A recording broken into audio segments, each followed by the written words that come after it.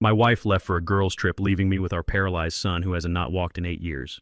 The moment her car left the driveway, he stood up and walked to me. He whispered, "Dad, we need to leave this house now."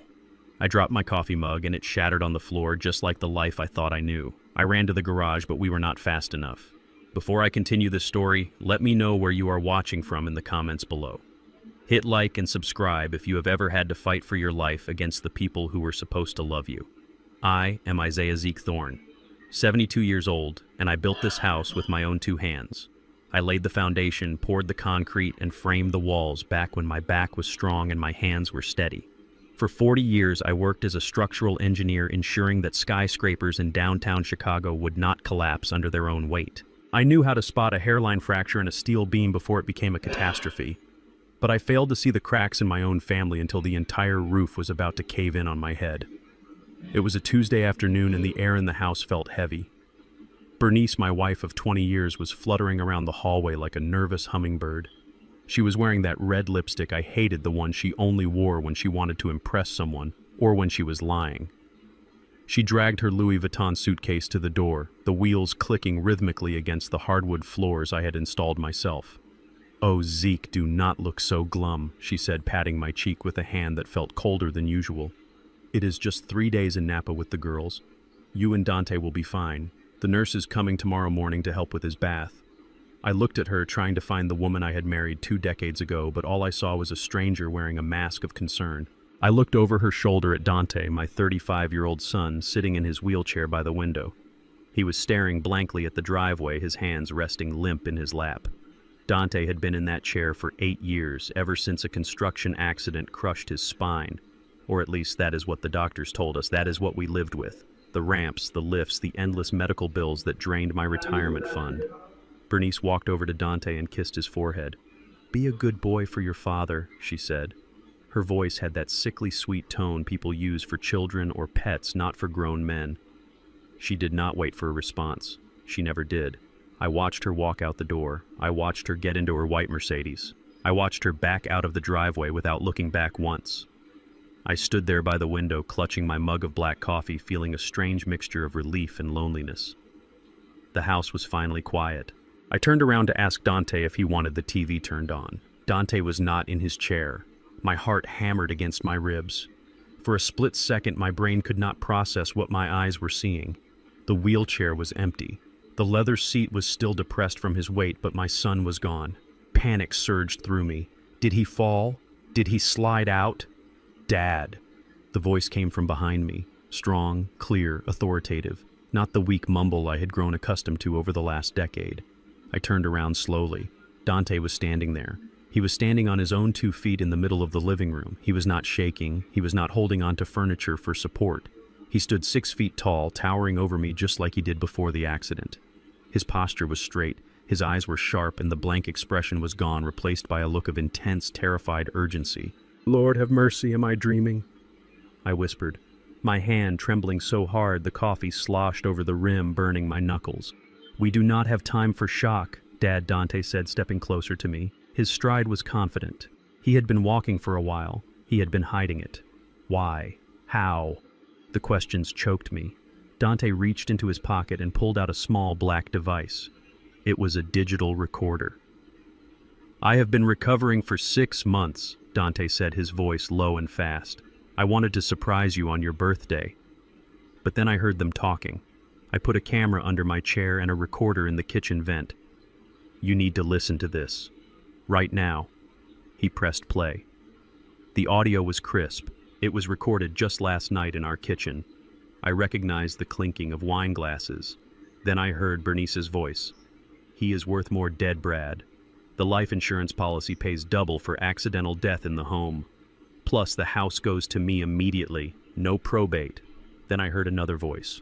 A voice that made my blood turn to ice. It was Brad, my son-in-law, the man married to Tasha, my stepdaughter, the man who called me Pops and ate at my table every Sunday. "Are you sure the old man won't put up a fight?" Brad asked on the recording.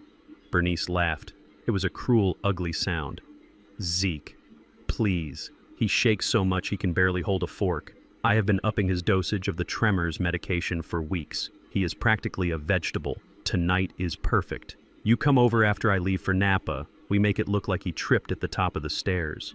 A tragic fall for a clumsy old man. The recording stopped. Silence rushed back into the room, but now it was deafening. My hand went numb. The ceramic mug slipped from my fingers and crashed onto the floor, exploding into shards of pottery and splashing dark liquid across my boots and the pristine rug Bernice loved so much. "They are going to kill me," I whispered. The reality of it hit me harder than a physical blow. My wife.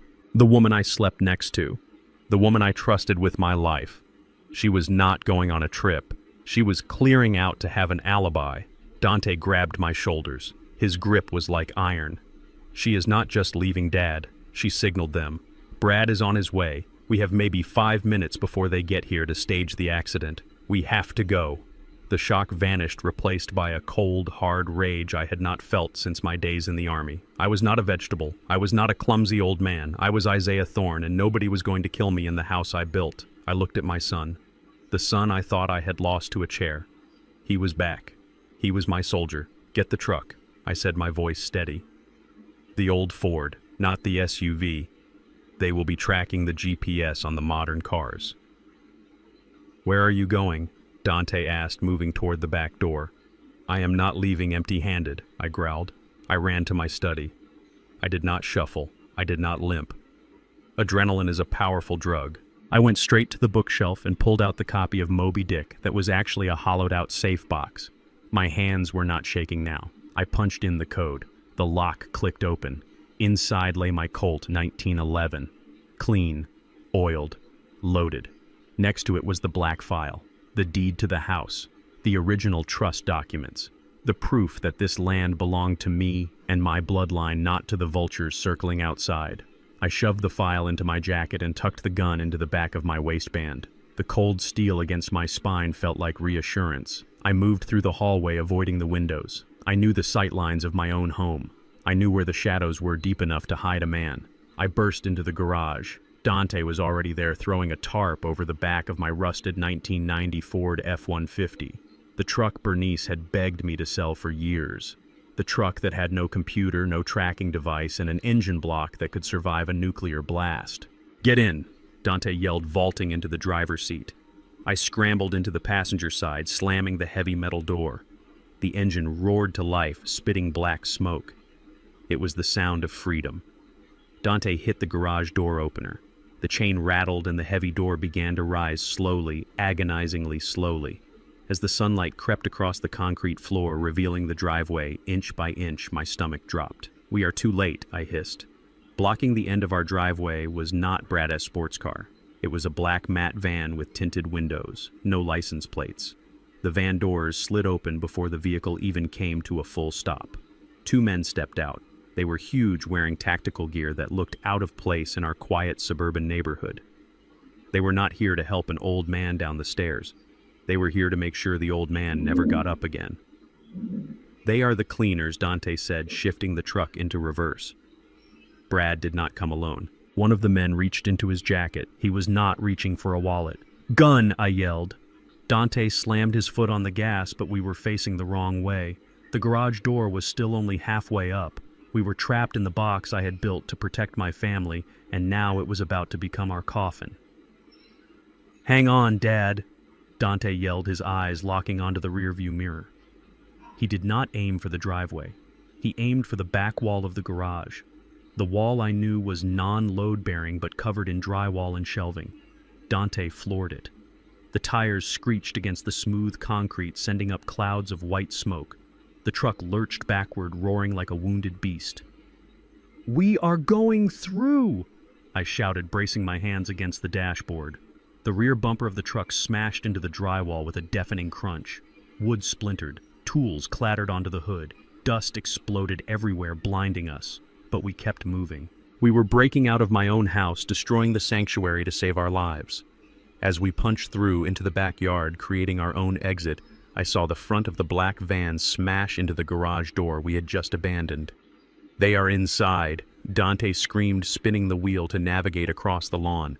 "Drive, son," I said, pulling the Colt from my waistband and clicking the safety off. "Just drive." We tore across the manicured grass, leaving deep ruts in the earth I had tended for decades. We were running, but the war had just begun. and they had made one fatal mistake. They thought they were hunting a cripple and a helpless senior citizen. They did not know they had just woken up two sleeping lions. Dust and drywall crumbled over the hood of my Ford F-150 as we tore through the back of the garage. The rear tires spun against the wet grass of the lawn before finding traction.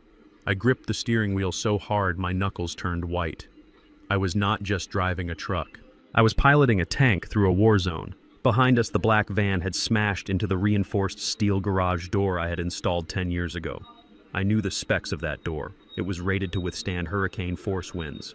It would hold them, but not for long. "Turn left at the trellis," Dante shouted, pointing toward the narrow gap in the hedges. I yanked the wheel. The truck groaned but obeyed. This was the escape route I had designed when I built this property back in '92. Bernice always complained about the overgrown hedges on the north side. She called them an eyesore. I called them a blind spot. We crashed through the foliage and dropped 4 feet onto the old service road that ran behind the estate. The suspension bottomed out with a bone-jarring thud, but the axle held.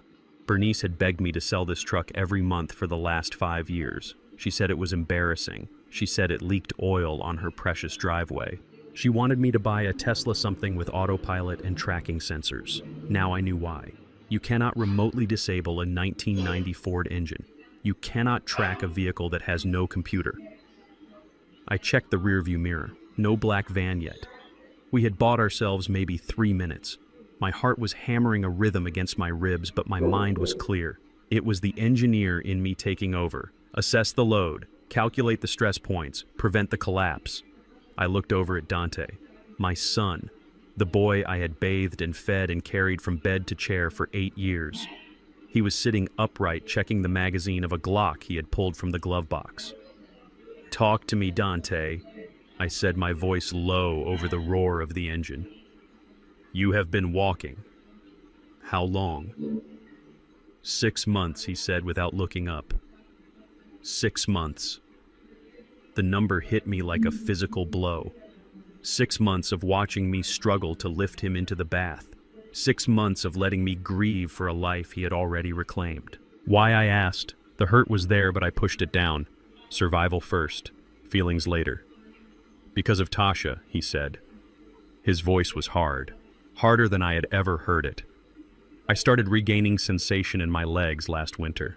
I was going to tell you on Christmas. I was going to walk into the living room and surprise you.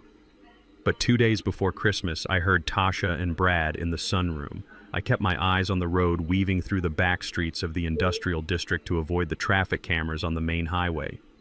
What did you hear? They were not just talking about money, Dad, Dante said, turning to face me. They were talking about a conservatorship. They had a lawyer drafted up papers claiming you were mentally incompetent. They wanted to put you in a state facility, the kind of place where people go in and never come out.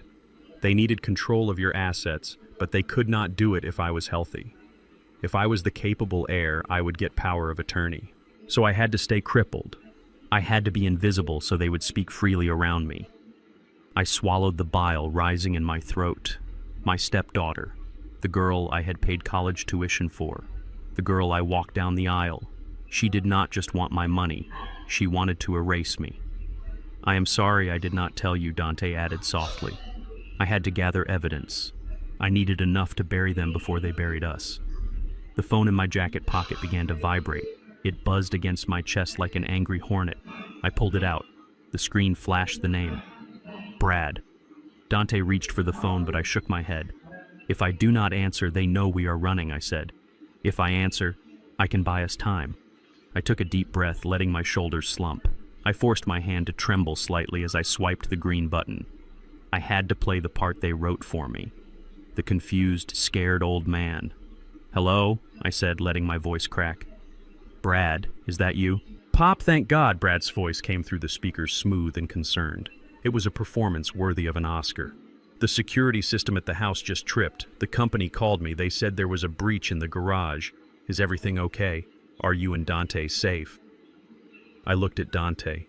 He was checking the side mirror, his jaw set tight. "I do not know, Brad," I stammered. There was a loud noise, like a crash. I got scared. "I am hiding in the bathroom with Dante. Please, come help us." I lied with the ease of a man who had nothing left to lose. I needed him to think we were trapped. I needed him to send his goons into the house while we put miles between us and them. "Stay right there," Pop Brad said. His tone shifted slightly eager now. "Do not open the door for anyone but me or the police, okay? I am 5 minutes away. I am coming to save you." He hung up. Save me. He was coming to verify the kill. "He is not 5 minutes away," Dante said. "He is probably sitting in his car 2 streets over waiting for the cleanup crew to call him." I tossed the phone onto the floorboard. "Throw it out the window," Dante ordered. "They can ping the tower location." I rolled down the window and hurled the device into a drainage ditch as we sped past. It was my only link to the world, but it was also a leash. Now we were ghosts.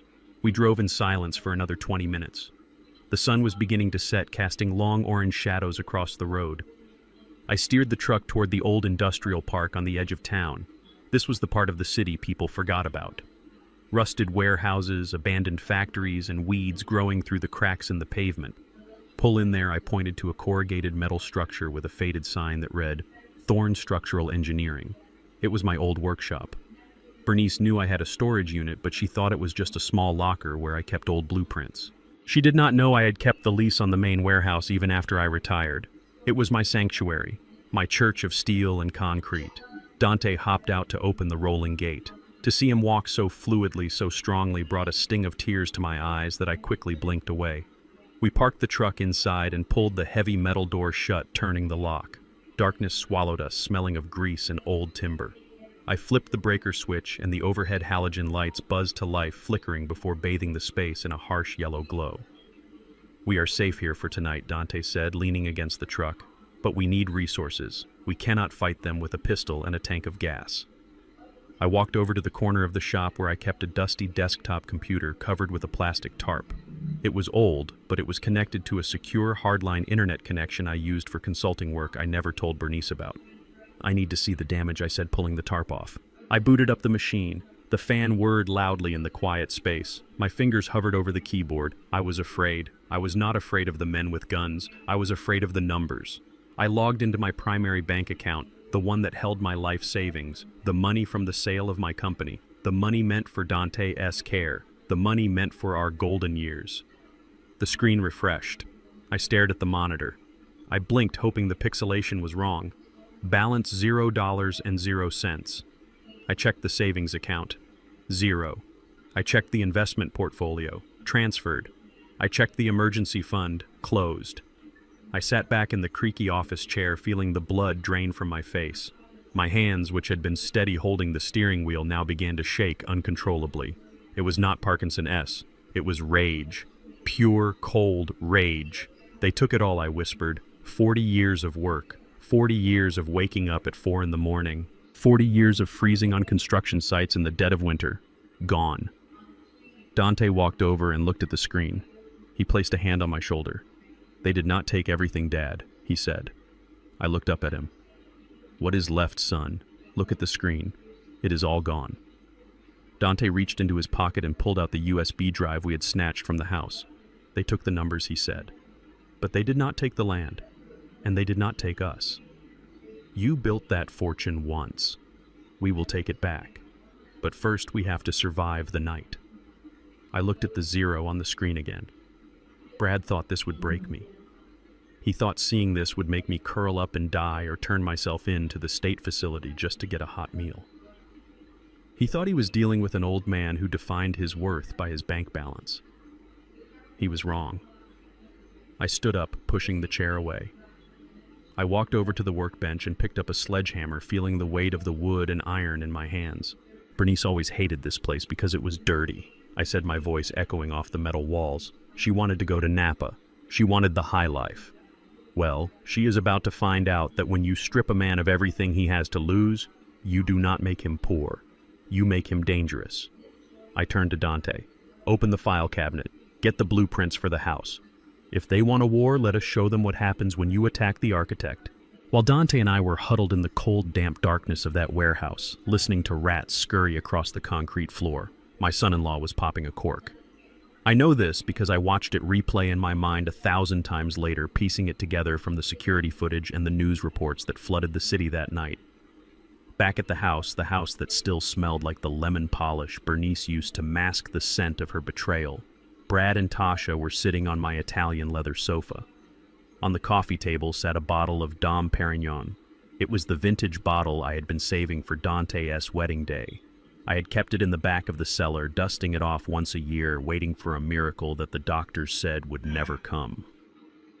Brad did not care about the sentiment. To him, it was just expensive liquid to wash down the taste of victory. Tasha was probably scrolling through her phone, looking at listings for luxury condos in Miami. She always hated the winter in Chicago. She hated the snow. She hated the way the cold made my joints ache. She wanted palm trees and ocean views, and she was spending my life savings before my body was even cold. They clinked glasses. The crystal chimed a sour note in the silent house. To freedom, Tasha would have said, taking a sip. To getting rid of the dead weight. But the celebration was premature. The phone on the table buzzed. It was not a social call. It was the cleanup crew. The men in the black van. I can imagine Brad's face as he answered. He expects to hear that the accident has been staged. He expects to hear that I am lying at the bottom of the basement stairs with a broken neck and that Dante has been sedated and sent to a facility. Instead, he heard the sound of failure. What do you mean they are gone? Brad's voice must have cracked. He hates it when things do not go according to his spreadsheets. He is a man who thinks he can control the world with a calculator and a smile. The voice on the other end told him about the smashed garage door, the tire tracks leading into the industrial district, the empty wheelchair left behind like a middle finger to their plans. Brad threw the phone across the room. It bounced off the wall, leaving a scuff mark on the wallpaper I had hung myself 20 years ago. The champagne glass followed, shattering against the fireplace. "He is alive!" Brad roared. "The old man is alive, and he has the cripple with him." Tasha probably panicked then. She is weak. She rides on the coattails of stronger predators. If Zeke talks, we go to jail, she would have whimpered. If he shows the police the bank transfers, we are finished. But Brad is a cockroach, and cockroaches are survivors. He paced the room, his mind spinning faster than a slot machine. He knew he could not hunt us down physically, not with the police already alerted to the truck. He had to change the battlefield. If he could not kill my body, he had to kill my credibility. He turned to Tasha, his eyes cold and calculating. "Get the makeup remover," he ordered. "Mess up your hair. Rip your blouse a little. We need to look like victims." Victims. The audacity of it made my blood boil as I sat on a crate in the warehouse staring at the small portable television I had plugged into the generator. The screen was fuzzy. The antenna bent, but the picture was clear enough. Breaking news flashed across the bottom of the screen in urgent red letters. I leaned in closer, the stale sandwich I was eating turning to ash in my mouth. The channel cut to a live feed. There, standing in front of my house, surrounded by police lights and yellow tape, was Brad. He was not wearing his arrogant smirk. He was wearing a mask of absolute devastation. He had taken off his tie.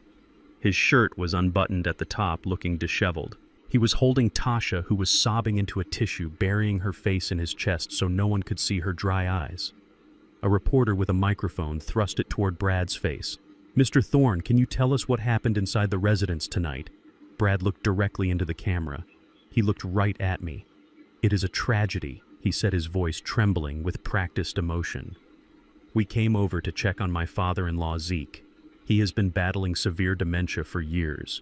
We tried to keep it private. We wanted to protect his dignity. But lately the violent outbursts have been getting worse." He paused to wipe a non-existent tear. "Tonight he snapped," Brad continued. "He was delusional. He kept screaming that people were stealing his money. He pulled a gun on my wife, on his own daughter. We tried to calm him down, but he was not Zeke anymore. He was someone else." The reporter gasped. "And your brother-in-law, Dante." Brad's face crumpled. "That is the part that kills me. Dante is paralyzed. Hey. He cannot defend himself. He cannot run. Zeke forced him into the truck at gunpoint. My brother-in-law is a hostage. He has serious medical needs. Without his medication, without his wheelchair, he could die within 24 hours. Tasha let out a loud, dramatic wail for the cameras. "Please, just bring my brother home," she cried. "Dad, if you can hear this, please do not hurt him. We forgive you. We just want Dante back safe." The reporter turned to the camera, her face grave. "You heard it here first, folks. A manhunt is underway for Isaiah Zeke Thorne, a 72-year-old man described as armed, dangerous, and mentally unstable. Authorities believe he has abducted his disabled son. If you see this man, do not approach. Call 911 immediately. I sat back in the darkness listening to the hum of the warehouse lights. My hands were clenched into fists, so tight my fingernails dug into my palms. They stole my money. They tried to take my life, and now they were stealing my name. In the eyes of the city, I was not a victim. I was a monster, a senile old lunatic who kidnapped his own crippled son. Dante was sitting next to me on a pile of old drop cloths. He was watching the screen, his jaw set so hard a muscle twitched in his cheek. He looked down at his legs, the legs that had walked him out of that burning house, the legs that Brad said were useless. "This is it," Dante said, his voice low and dangerous. "This is the mistake we needed, Dad." He stood up. He walked to the center of the room, pacing back and forth with the energy of a caged tiger. "He is lying to the whole world," Dante said, gesturing at the TV. "He says I am a hostage. He says I am a cripple. All I have to do is walk into a police station. Just walk in." The moment they see me standing, the moment they see I am not strapped to a chair, his entire story falls apart. It proves he is a liar. It proves everything he said is a fabrication. Dante grabbed his jacket. "Let us go. Right now." We drive to the precinct. I walk in. Game over. He was reaching for the keys to the truck. He was ready to end it. I stood up and blocked his path. "No," I said. Dante stopped, looking at me with confusion and anger. "What do you mean, no? Look at him, Dad. He is destroying you on live television. We can stop this." "Sit down, son," I said, my voice steady and cold. Dante threw his hands up. "Why?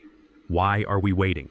Every second we wait, the police get closer to finding us. Every second we wait, people believe I am dying without medication I do not even need, because walking is not enough," I said, stepping closer to him, putting my hands on his shoulders. "Listen to me, Dante. Brad is a financial advisor. He plays the long game. If you walk into that police station tonight, yes, you prove you can walk. And what will Brad say?" I mimicked Brad, a smooth, slippery voice. "Oh, thank God. It is a miracle." My prayers were answered. The shock of the kidnapping must have triggered a recovery. Dante frowned. He would not say that. He would, I insisted. He would spin it. He would cry tears of joy. He would say he didn't know. He would play the fool. And then he would pivot back to me. He would say that my dementia is still real. He would say that just because you can walk does not mean I did not pull a gun, does not mean I did not kidnap you, does not mean I am competent to manage my money. I pointed a finger at his chest. "Proving you can walk only saves you, Dante. It does not save the house. It does not get back the money. And it definitely does not put Brad and Tasha in prison. It just makes them look like worried relatives who made a mistake." Dante slumped slightly, the adrenaline fading, leaving him tired. "So what do we do?" he asked. "We just let him lie. We let him tell the world you are crazy." "Yes," I said, turning back to the glowing screen where Brad was now hugging the police chief. "We let him build his tower of lies. We let him stack it so high that when it falls, it crushes him completely." I walked over to the table and picked up the stack of papers we had stolen. "The real evidence. We do not need to prove you can walk, Dante. Not yet. We need to prove they committed fraud. We need to prove attempted murder. We need to catch them when they feel safe."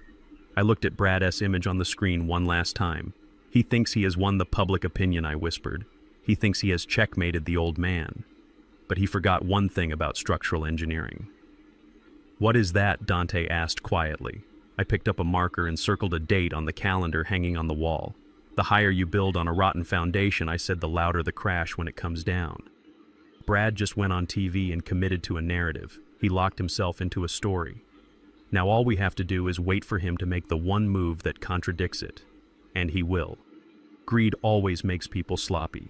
He thinks I'm running in the woods. He thinks you are dying in a chair. He is going to try to sell the house tomorrow. He is going to try to liquidate the assets before the courts can freeze them for the investigation. I looked at my son, and for the first time that night I smiled. A cold, grim smile. Let him enjoy his champagne tonight. Tomorrow we remind him that this is not his game. It is ours. And we are not playing by his rules anymore. The house I built stood on the hill like a fortress of shadows. From the outside it looked peaceful. The security lights cast long golden beams across the lawn, and the windows were dark. To anyone driving by, it was just another wealthy estate sleeping through the night. But to me, it was a crime scene waiting to be processed. We parked the stolen sedan we had swapped for the truck 3 miles away in a grocery store parking lot. We walked the rest of the way through the woods, cutting through the property line where the fence had rusted out. I knew about the hole in the fence because I had meant to fix it last spring. I never got around to it. Now that laziness was the only reason we could get onto my own land without tripping the perimeter alarms. Dante moved ahead of me. Watching him move was like watching a ghost come back to life. For 8 years I had seen him withered in a chair. Now he was crouching low, moving with the silent grace of a hunter. His legs were strong, his balance was perfect. The rage fueled him just as it fueled me. We did not go for the doors. Brad would have changed the codes. We did not go for the windows. Tasha would have armed the glass brake sensors. We went for the roof. I stopped at the base of the old oak tree that grew near the east wing. Bernice had wanted to cut it down 5 years ago. She said the leaves clogged the gutters. I refused. I told her the tree gave the house character. The truth was, I liked the tree because it was the only living thing on the property that I did not pay for. "Give me a boost," Dante whispered. I laced my fingers together and he stepped into my hands, hoisting himself up to the lowest branch. He reached down and pulled me up. My shoulders screamed in protest. I was 72 years old and my joints felt like they were filled with broken glass. But I did not make a sound. I bit my lip until I tasted iron and pulled myself onto the limb. We climbed until we reached the roofline. The shingles were still warm from the day's sun. We crawled on our bellies toward the large industrial exhaust vent near the chimney. When I designed this house 20 years ago, I over-engineered everything.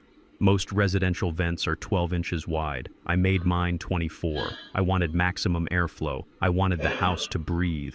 I never imagined that one day I would be the one crawling through its lungs. Dante pulled the vent cover loose. I had installed it with a simple latch mechanism, not screws. Another engineer's quirk that saved us time. We slipped inside. The air in the ducts was stale and smelled of dust and the faint metallic tang of copper. It was tight. I had to drag my body forward using my elbows, my knees scraping against the galvanized steel. Every movement sounded like a thunderclap to my ears, but I knew the insulation I had wrapped around these pipes would dampen the sound. We crawled for what felt like an hour. We passed the guest room. Empty. We passed the kitchen. Silent. Then we reached the junction above the master bedroom. A soft light filtered up through the slats of the vent cover. I could hear music. Soft jazz. The kind of music Bernice played when she wanted to feel sophisticated. I crept forward until I could look down through the metal grate. My heart, which had been pounding with fear, suddenly stopped and turned into a stone in my chest. Bernice was not in Napa. She was not on a girls' trip. She was in my bed. She was wearing the silk robe I had bought her for our anniversary. She was holding a glass of red wine, and she was not alone. Lying next to her on the Egyptian cotton sheets I had paid for was a man. He was young, maybe 30. He had the smooth, sculpted look of a personal trainer or a model. He was running his hand through Bernice's hair, and she was laughing. A sound I had not heard in years. A genuine, happy laugh. I watched as she leaned over and kissed him. It was not a peck. It was hungry, passionate. Dante was beside me. I felt his body tense up. He reached for his gun. I put my hand on his wrist and squeezed. Not yet. We were not here for revenge, not the bloody kind. We were here for the safe. The safe was hidden behind the oil painting of the seascape on the far wall. Inside that steel box was the original prenuptial agreement.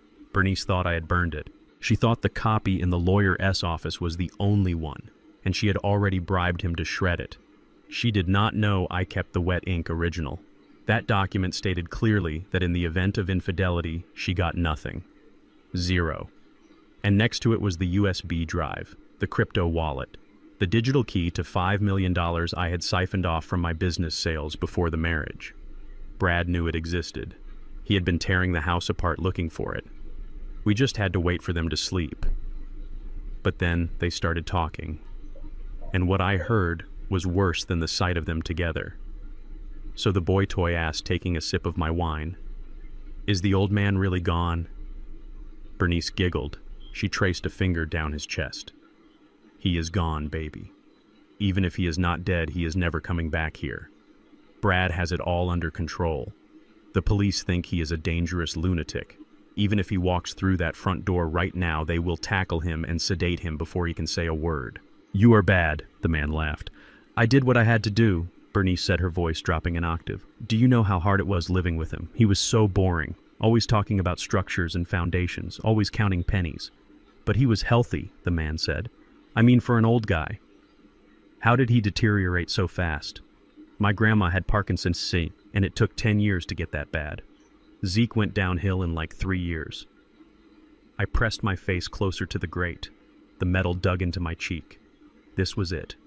The question I had asked myself 1,000 times. Why were my hands shaking? Why could I not button my own shirt? Why did I drool when I slept?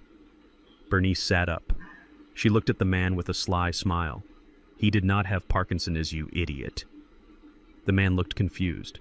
But the doctors said. Doctors diagnose what they see. Bernice interrupted. They saw tremors. They saw muscle weakness.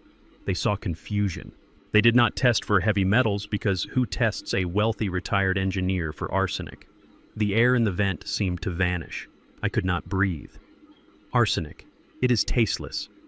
Bernice continued, proud of herself. It is odorless. I bought it online from a supply company in China. I put a tiny pinch in his special dark roast coffee every single morning, just enough to make the nerves misfire, just enough to make his hands shake so bad he could not sign a check without my help. She laughed again. A cruel, soulless sound. He thanked me for that coffee every day. He called me his angel. He said, Bernice, you make the best coffee in the world. And all the while I was slowly turning off his lights one by one. I closed my eyes. Tears hot and stinging leaked out. Every morning. I saw myself sitting at the kitchen table, my hands trembling so hard the cup rattled against the saucer. I saw Bernice standing there smiling, pouring the steaming black liquid. Here you go, darling, drink up, it will help you wake up. I drank it. I drank my own death. I thanked her for it. I kissed her hand, the same hand that was measuring out poison while I slept. The tremors were not age. The confusion was not dementia. I was not broken. I was being murdered by the woman I shared my bed with. Dante's hand found mine in the dark. He gripped it so hard I thought he might break my fingers. He was shaking too.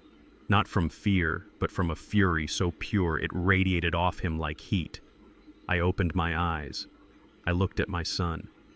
In the dim light of the vent, I saw a tear track cutting through the dust on his face. We stared at each other. No words were needed.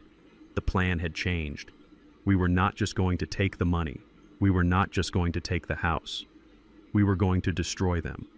We were going to burn their world down, and we were going to use their own words as the match. Bernice leaned back against the pillows.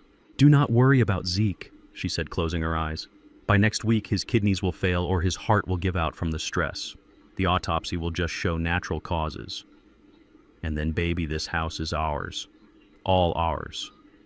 I reached into my pocket and pulled out the tiny spy camera I had brought. I aimed it through the grate. I recorded the lovers. I recorded the confession. I recorded the date and time. The red light on the camera blinked silently in the darkness. Sleep well, Bernice, I thought. Sleep well, because when you wake up, the nightmare begins. We waited. We waited for 2 hours until the wine and the sex and the arrogance lulled them into a deep sleep. When their breathing evened out, I signaled to Dante. He pulled a small screwdriver from his belt. Silently, skillfully, he undid the latch of the vent. We were going in, not as thieves, but as the ghosts they created. And ghosts, as everyone knows, are very hard to kill. The metal grate of the air vent dug into my chest, but I barely felt it. All I could feel was the vibration of my son's body next to me. Dante was shaking. Not from the palsy that had plagued him for years, but from a murderous rage that was threatening to blow our cover. We had just heard Bernice confess to poisoning me. We had heard her laugh about turning a strong man into a trembling invalid with a pinch of arsenic in his morning coffee. Dante's hand moved to his belt. He was reaching for the gun. His breathing was ragged, sharp, jagged gasps that sounded like a saw cutting through bone. He was going to kick the vent cover open. He was going to drop down into that bedroom and put a bullet in the woman who had slowly killed his father and the man who was defiling his bed. I reached out and clamped my hand over his wrist. My grip was iron. The tremors Bernice had induced were gone, replaced by the adrenaline of survival. I squeezed his arm until I felt the bone flex. I looked him in the eye in the dark, dusty tunnel of the ventilation shaft. I shook my head slowly, 1 inch to the left, 1 inch to the right. No. If we killed them now, we would be the monsters they painted us to be. We would be the violent lunatics Brad described on the news. We would spend the rest of our lives in a cage. I did not want them dead. I wanted them destroyed. I wanted them to live long enough to see everything they stole stripped away piece by piece. Dante stared at me. His eyes were wild, but slowly the soldier in him took over. He nodded. He released the grip on his weapon. We were not assassins. We were engineers. And engineers do not just smash things. We dismantle them. We crawled backward away from the master bedroom. The sounds of Bernice and her lover faded, replaced by the hollow silence of the house. We navigated the maze of ducts until we were positioned over the study, my study, the room where I had designed skyscrapers. The room where I had taught Dante to play chess. Below us I could hear voices, angry voices. It was Brad and Tasha. They were not celebrating anymore. We peered through the slats of the vent. The study looked like a hurricane had hit it. Books were pulled off the shelves. Drawers were yanked out and overturned. My mahogany desk, the one I had imported from Brazil, was covered in scratches. They were looking for the USB drive. They were looking for the crypto keys.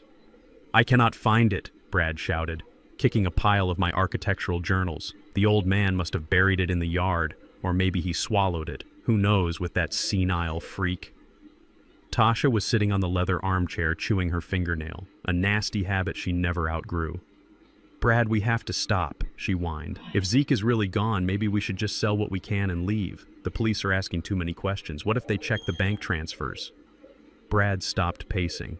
He walked over to her and grabbed her by the shoulders. His face was twisted in a mask of greed that made him look demonic under the desk lamp. "We are not leaving, Tasha," he hissed. "We are closer than ever. Who cares about the bank transfers? I have already set up the offshore accounts, but the real money is the land." He walked to the window, looking out at the sprawling lawn I had manicured for decades. "I got the call from the developers today," Brad said, his voice dropping to a chilling calm. "They are offering $3 million for the lot alone. They do not want the house." Tasha blinked.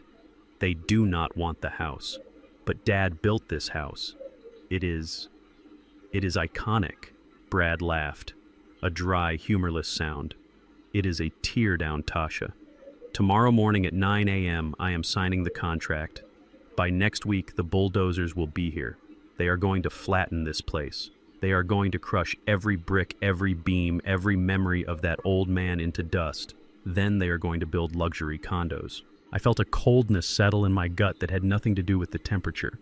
They were going to bulldoze it. This house was not just wood and stone. It was the physical manifestation of my life's work. I had laid the foundation with my own hands. I had framed the walls when Dante was just a baby sleeping in a playpen on the subfloor. I had carved my late wife's initials into the main beam in the attic.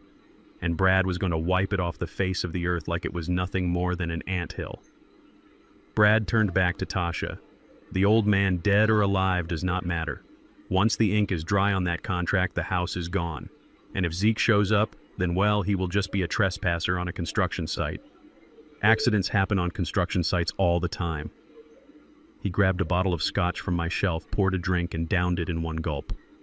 "Go to sleep, Tasha. Big day tomorrow. We are selling the kingdom." They left the room, switching off the lights, leaving the study in darkness. I waited 5 full minutes. I counted every second in my head. Then I signaled to Dante. We popped the vent cover. I lowered myself down first, hanging by my fingertips, before dropping silently onto the carpet. My knees protested, but I ignored the pain. Dante followed, landing with the soft thud of a cat. We were in. I went straight to the large oil painting of the Chicago skyline hanging behind my desk. Brad had torn the room apart, but he lacked imagination. He looked in drawers and boxes. He never looked at the art. I reached behind the frame and found the small hidden catch. The painting swung forward on a hinge, revealing the wall safe. Brad had tried to drill it. I could see the scratch marks on the dial. But this was a custom job, titanium plate. You could not drill it. You needed the combination. And the combination was the date I laid the first brick of this house, a date only I knew. I spun the dial. Left, left, click. The heavy door swung open. I reached in and my hand closed around the cool metal of the USB drive. It was there. The $5 million in cryptocurrency. The war chest we needed. Next to it was the black file folder containing the original deed and the irrevocable trust documents. I shoved them into my jacket pocket. "We got it," Dante whispered. "Let us go." I looked at the door, then I looked at the room. My sanctuary violated by greed. "Not yet," I said. I reached into the cargo pocket of my work pants. I pulled out a small plastic case. Inside were 5 tiny black objects. They looked like buttons. Spy cameras, high definition, wireless, with sensitive microphones. "Why?" Dante asked, checking the hallway. "We have what we came for." "Because I want to see his face," I whispered.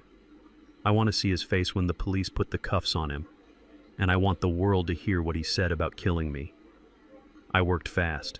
My hands were steady now, precision tools once again. I placed the first camera inside the ornate chandelier above the desk. It had a perfect view of the entire room. I placed the second one inside the hollowed-out spine of a law book on the shelf facing the door. I moved to the power outlet near the floor. I unscrewed the faceplate and tucked a listening device inside, wiring it directly to the house's power so it would never run out of battery. I placed 2 more in the hallway, hidden in the smoke detectors. I was not just bugging a room, I was setting a stage. Tomorrow, when Brad signed that contract, he would be the star of his own reality show. A show that would end with a prison sentence. "Done," I said, snapping the last faceplate back on. We moved to the window. It was easier to go out the ground floor than to climb back into the roof. I disabled the alarm sensor on the sash using a magnet, a trick I learned from a locksmith years ago. We slipped out into the cool night air. The grass was wet with dew, soaking my boots. We stayed low, hugging the shadows of the hedges, moving toward the breach in the fence where we had entered. We were 50 yards from the property line when the world exploded in blue and red light. A police cruiser was rolling slowly down the street, its spotlight sweeping the trees. It was not looking for speeders. It was looking for a fugitive. "Get down," Dante hissed, tackling me into the dirt behind a row of garbage cans. The cruiser stopped. The spotlight beam cut through the darkness, missing us by inches. I could hear the radio chatter. Suspicious vehicle reported near the north perimeter, checking it out. They were looking for our rental car. They had found it. We were cut off. "We cannot make it to the woods," Dante whispered. "They will see us crossing the open field." I looked around. We were trapped in the service alley behind the neighbor's house. There was nowhere to hide, except one place. The large industrial dumpster behind the neighbor's renovation project. It was overflowing with trash-rotting drywall and bags of household waste. "In there," I said, pointing. Dante looked at me with disgust. "Dad, seriously. Live in trash or die in cuffs," I said. "Your choice." We scrambled up the side of the dumpster and dropped in. The smell hit me like a physical punch. Rotting food, dirty diapers, stagnant water. I sank down into a pile of wet insulation, pulling a black garbage bag over my head. Dante crouched next to me, pulling a piece of plywood over himself. We lay there in the filth, in the absolute darkness, breathing through our mouths to keep from retching. The police cruiser rolled closer. I could hear the gravel crunching under its tires. The spotlight swept over the dumpster. I saw the beam of light cut through the cracks in the metal container, illuminating the dust motes dancing in the foul air. I held my breath. My heart was hammering against my ribs so hard I was sure the cop could hear it. I was Isaiah Thorne.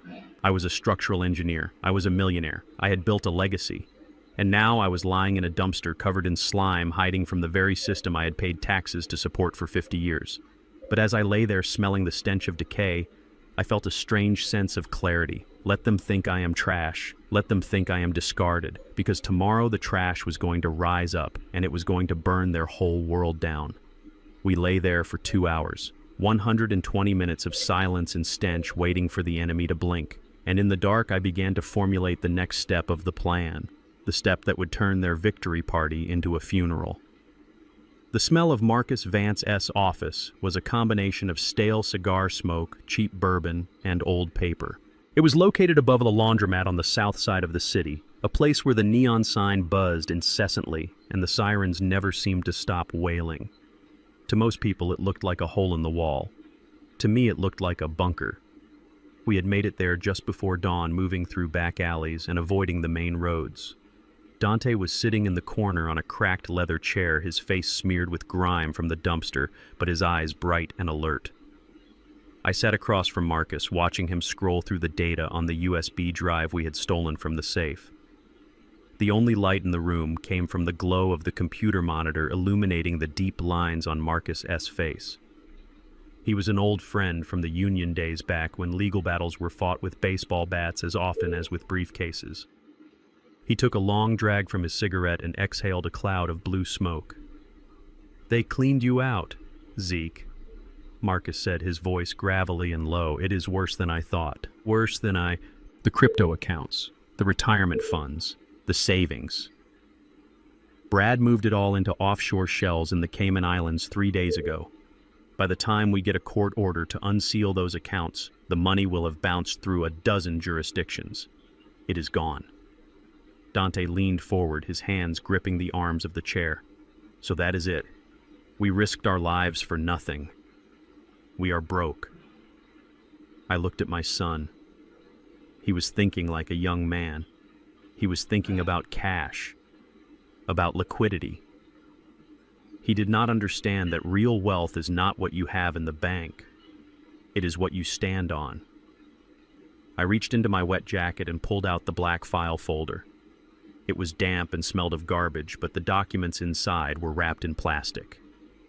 "Marcus," I said, leaning forward, "stop looking at the money. Brad can have the cash, he can have the stocks, he can have the gold watch I got for 20 years of service. Look at the land." Marcus frowned, tapping a few keys on his keyboard. "What land, Zeke?" "Brad is selling the house tomorrow. He has the power of attorney. He has the deed." "No," I said, a small, cold smile touching my lips. "He has a deed. He does not have the deed." I tossed the black folder onto the cluttered desk. It landed with a heavy thud. Marcus opened it. He scanned the first page, then he stopped. He adjusted his glasses and leaned closer. He flipped to the second page, then the third. He looked up at me, and for the first time in 20 years, I saw genuine shock on his face. "You old fox," he whispered. "The Phoenix Trust." Dante looked between us, confused. "What is the Phoenix Trust?" I turned to my son. 5 years ago, when I had my first tremor, Bernice told me it was just stress. But I did not trust her. Call it instinct. Call it the paranoia of a man who grew up fighting for everything he had. I went to see Marcus secretly. I set up an irrevocable trust. I transferred the title of the land, the house, and the workshop into it. I pointed at the document in Marcus's hands. "I do not own the house, Dante. You do?" Dante's mouth fell open. "Me. The trust owns it," I explained, "and you are the sole beneficiary. But here is the kicker. It is an irrevocable trust. That means I cannot change it. Bernice cannot change it. And Brad certainly cannot touch it.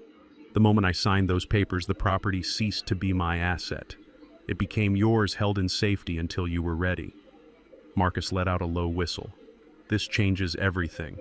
Brad is selling a property he does not have the title to.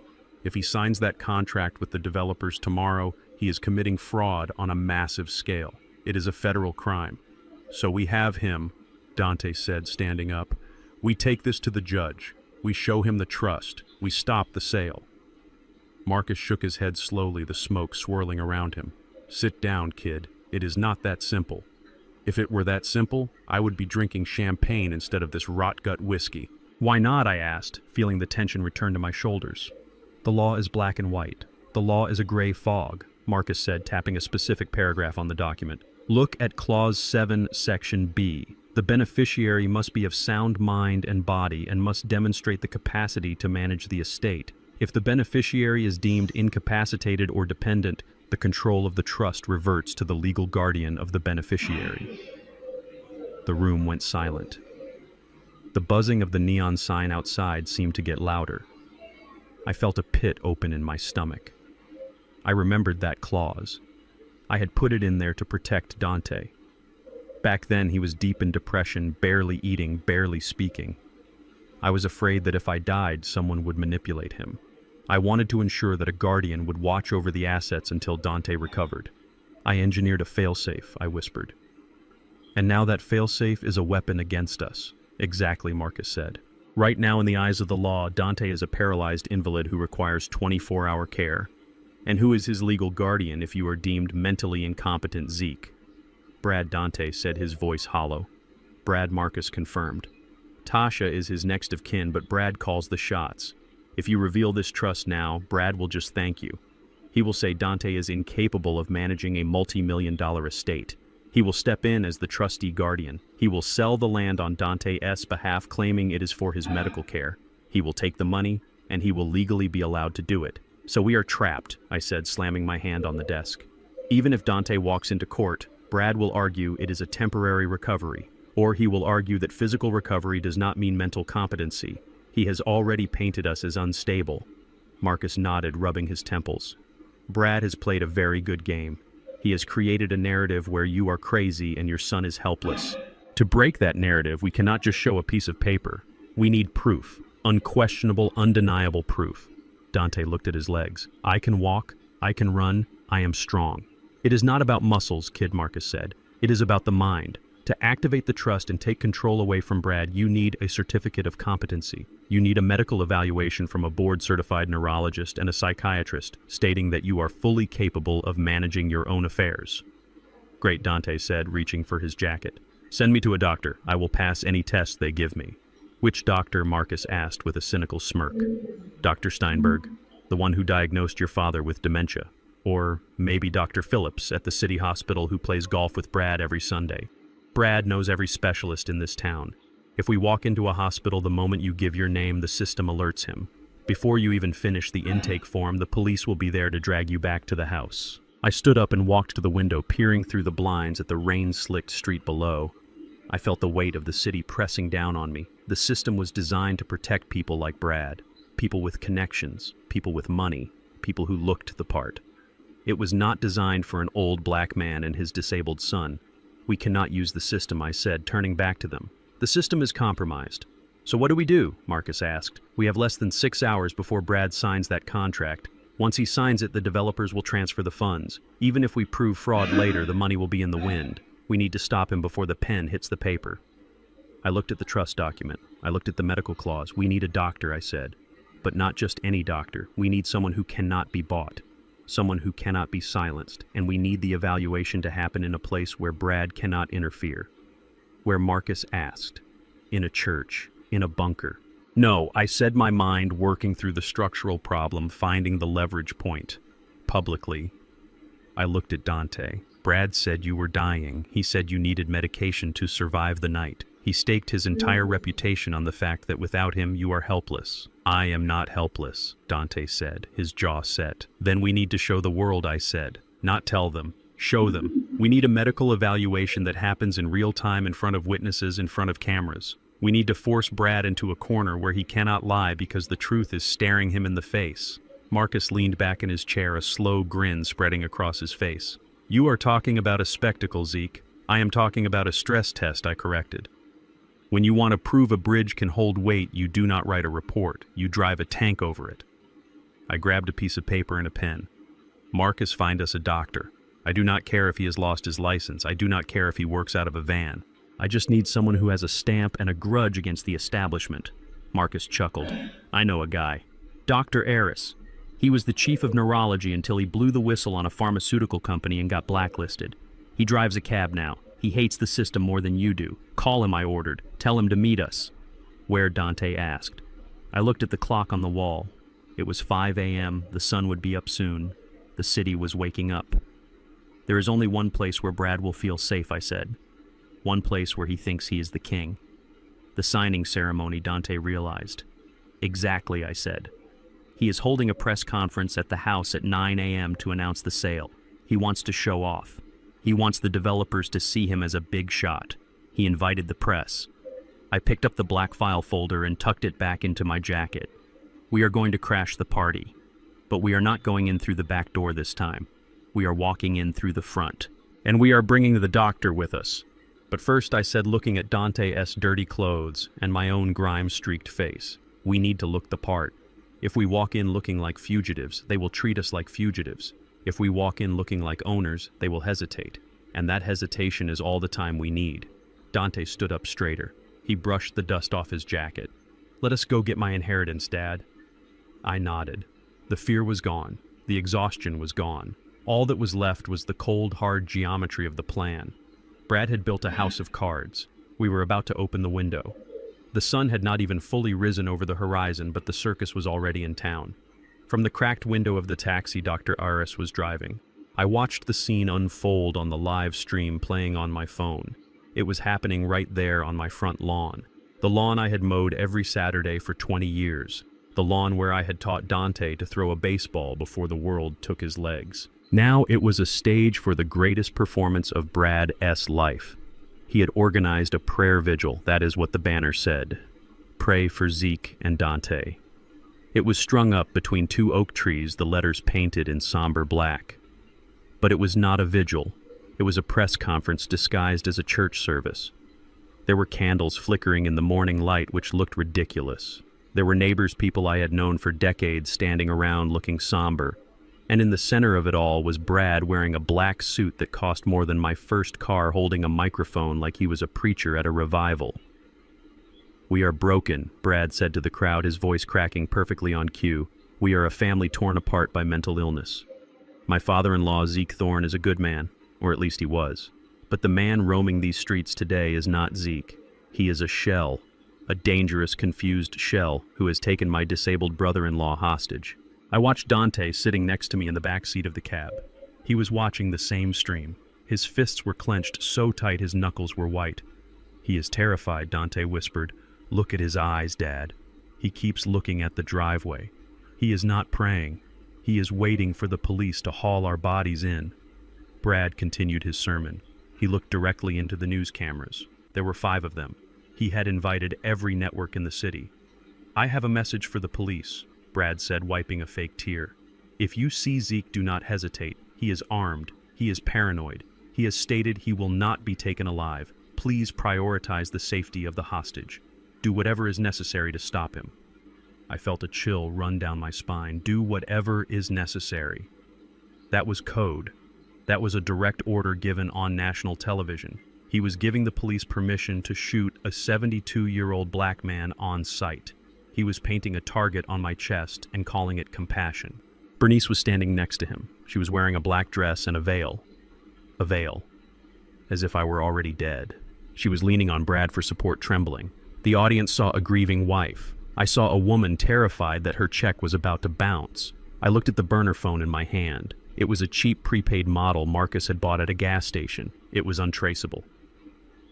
"It is time," I said to Marcus, who was sitting in the front passenger seat. Marcus nodded. He handed me the memory card reader. I did not send the video to the network broadcasting Brad's speech. That would be too easy. They were Brad's friends. They would bury it. I chose Channel 8, the rival station, the one that hated Brad's firm because he refused to buy ad space with them. They were hungry. They were vicious. And they were live on the scene too, standing at the back of the crowd. I attached the file. It was a short clip, just 30 seconds. It was from the night before. The footage from the camera I had hidden in the chandelier. It showed Bernice sitting on the sofa holding a glass of wine. Brad was pacing.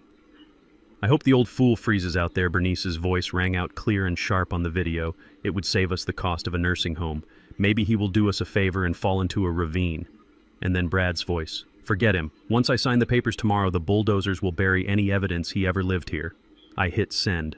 We sat in the taxi parked 3 blocks away and waited. It takes time for a bomb to detonate. First there is the silence, then the spark, then the fire.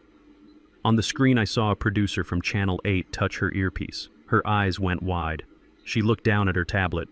Then she signaled to her reporter. The reporter, a young woman with sharp eyes, pushed her way to the front of the crowd. She did not wait for the prayer to finish. "Mr. Thorne, Mrs. Thorne," she shouted, her voice cutting through Brad's monologue. "We have just received a video sent anonymously to our newsroom. It appears to be dated from last night inside your home." Brad froze. The mask slipped for a fraction of a second. I saw the panic. The real panic. In this video, the reporter continued holding up her tablet for the other cameras to see Mrs. Thorne is heard wishing death upon her husband. and you, Mr. Thorne, are heard discussing destroying evidence. Care to comment? A murmur rippled through the crowd. The neighbors stopped praying. The other reporters smelled blood. They swarmed forward, microphones thrust out like spears. Bernice looked like she was going to faint, and this time it was not an act. She grabbed Brad's arm, digging her nails into his suit jacket. Brad snatched the microphone back. His face was red, not with grief, but with fury. "That is a lie," he shouted over the noise. "That is fake." He turned to Bernice, gripping her shoulder hard enough to bruise. "Tell them, Bernice. Tell them it is not real." Bernice stepped up to the mic. She was shaking. She looked into the camera, and I saw the terror in her eyes. She was not afraid of me. She was afraid of the man standing next to her. "It is AI," she stammered. Her voice was thin, reedy. "It is a deep fake. Someone is using technology to hurt us. My husband and I never said those things. We love Zeke. We are victims of cyber terrorism." Brad jumped back in, seizing the narrative. "You see," he bellowed, pointing a finger at the camera. "This is exactly what I mean. Zeke was an engineer. He knows computers. He has access to technology. He is taunting us. He is using deepfake software to frame us while he drags my crippled brother-in-law through the woods. This is sick. This is proof of his insanity." I watched as the crowd swayed. They were confused. Deepfakes were scary. They were plausible. Brad was good. He was very good. He had taken a smoking gun and turned it into a water pistol. The reporters lowered their microphones slightly. They were unsure. Dante hit the back of the seat. He spun it. He hissed. He spun it right back around. Now he looks like the victim of a tech-savvy madman. I sat back in the seat watching the screen. I was not angry. I was impressed. A structural engineer appreciates a good support system even if it is built on lies. Brad had braced the collapse, but he had made a mistake. He claimed I was in the woods. He claimed I was using a computer to make fake videos from a hideout. He claimed I was a ghost haunting him from the shadows. "He is doubling down," I said quietly. "He is committing to the lie that I am far away, that I am hiding." Dr. Eris turned around from the driver's seat. He had a grim smile on his face. "So when do we show them you are not a ghost, Zeke?" I looked at the time on the dashboard. It was 8:45. The signing with the developers was scheduled for 9 inside the house. "Now," I said. Marcus handed me a clean pressed suit he had picked up from a thrift store. It was not my style. It was a little tight in the shoulders, but it was clean. Dante pulled a tie out of his pocket. "Brad wants a show," I said, buttoning the shirt. "He wants a villain. He wants a spectacle." I looked at the live feed one last time. Brad was ushering the press away, guiding the developers toward the front door. He looked relieved. He thought he had survived the leak. He thought the deepfake excuse had bought him immunity. "He is walking into the house," I said. "He is going to the study. He is going to sign the contract. Drive Eris," I ordered. The taxi engine roared to life. "We are not going to the woods," I said, my eyes fixed on the house on the hill. "We are going to the front door, and we are not using deepfakes. We are using the cold, hard truth of flesh and bone." Brad wants to talk about mental competence. Fine. Let us introduce him to Dr. Eris. Let us introduce him to the son he thinks is a cripple. And let us see if he can spin his way out of a room when the walls start closing in for real. The taxi peeled out of the alley. We were 5 minutes away. The final act was about to begin. And I promised myself one thing. When I walked through those doors, I would not be the victim. I would be the judgment. The taxi smelled of stale coffee and anticipation as we sped toward the estate. My heart was beating a slow, steady rhythm against my ribs. It was not the erratic fluttering of fear anymore. It was the heavy war drum of a man who knows he is about to fire the final shot. Dante sat next to me, checking the magazine of his pistol one last time before tucking it away. We were not going to use bullets today. We had something much more lethal. My burner phone buzzed in my hand. It was a notification from my cloud account, the account linked to the old cell phone number I had abandoned in the drainage ditch the night before. "You have one new voicemail," the automated voice said. I looked at the screen.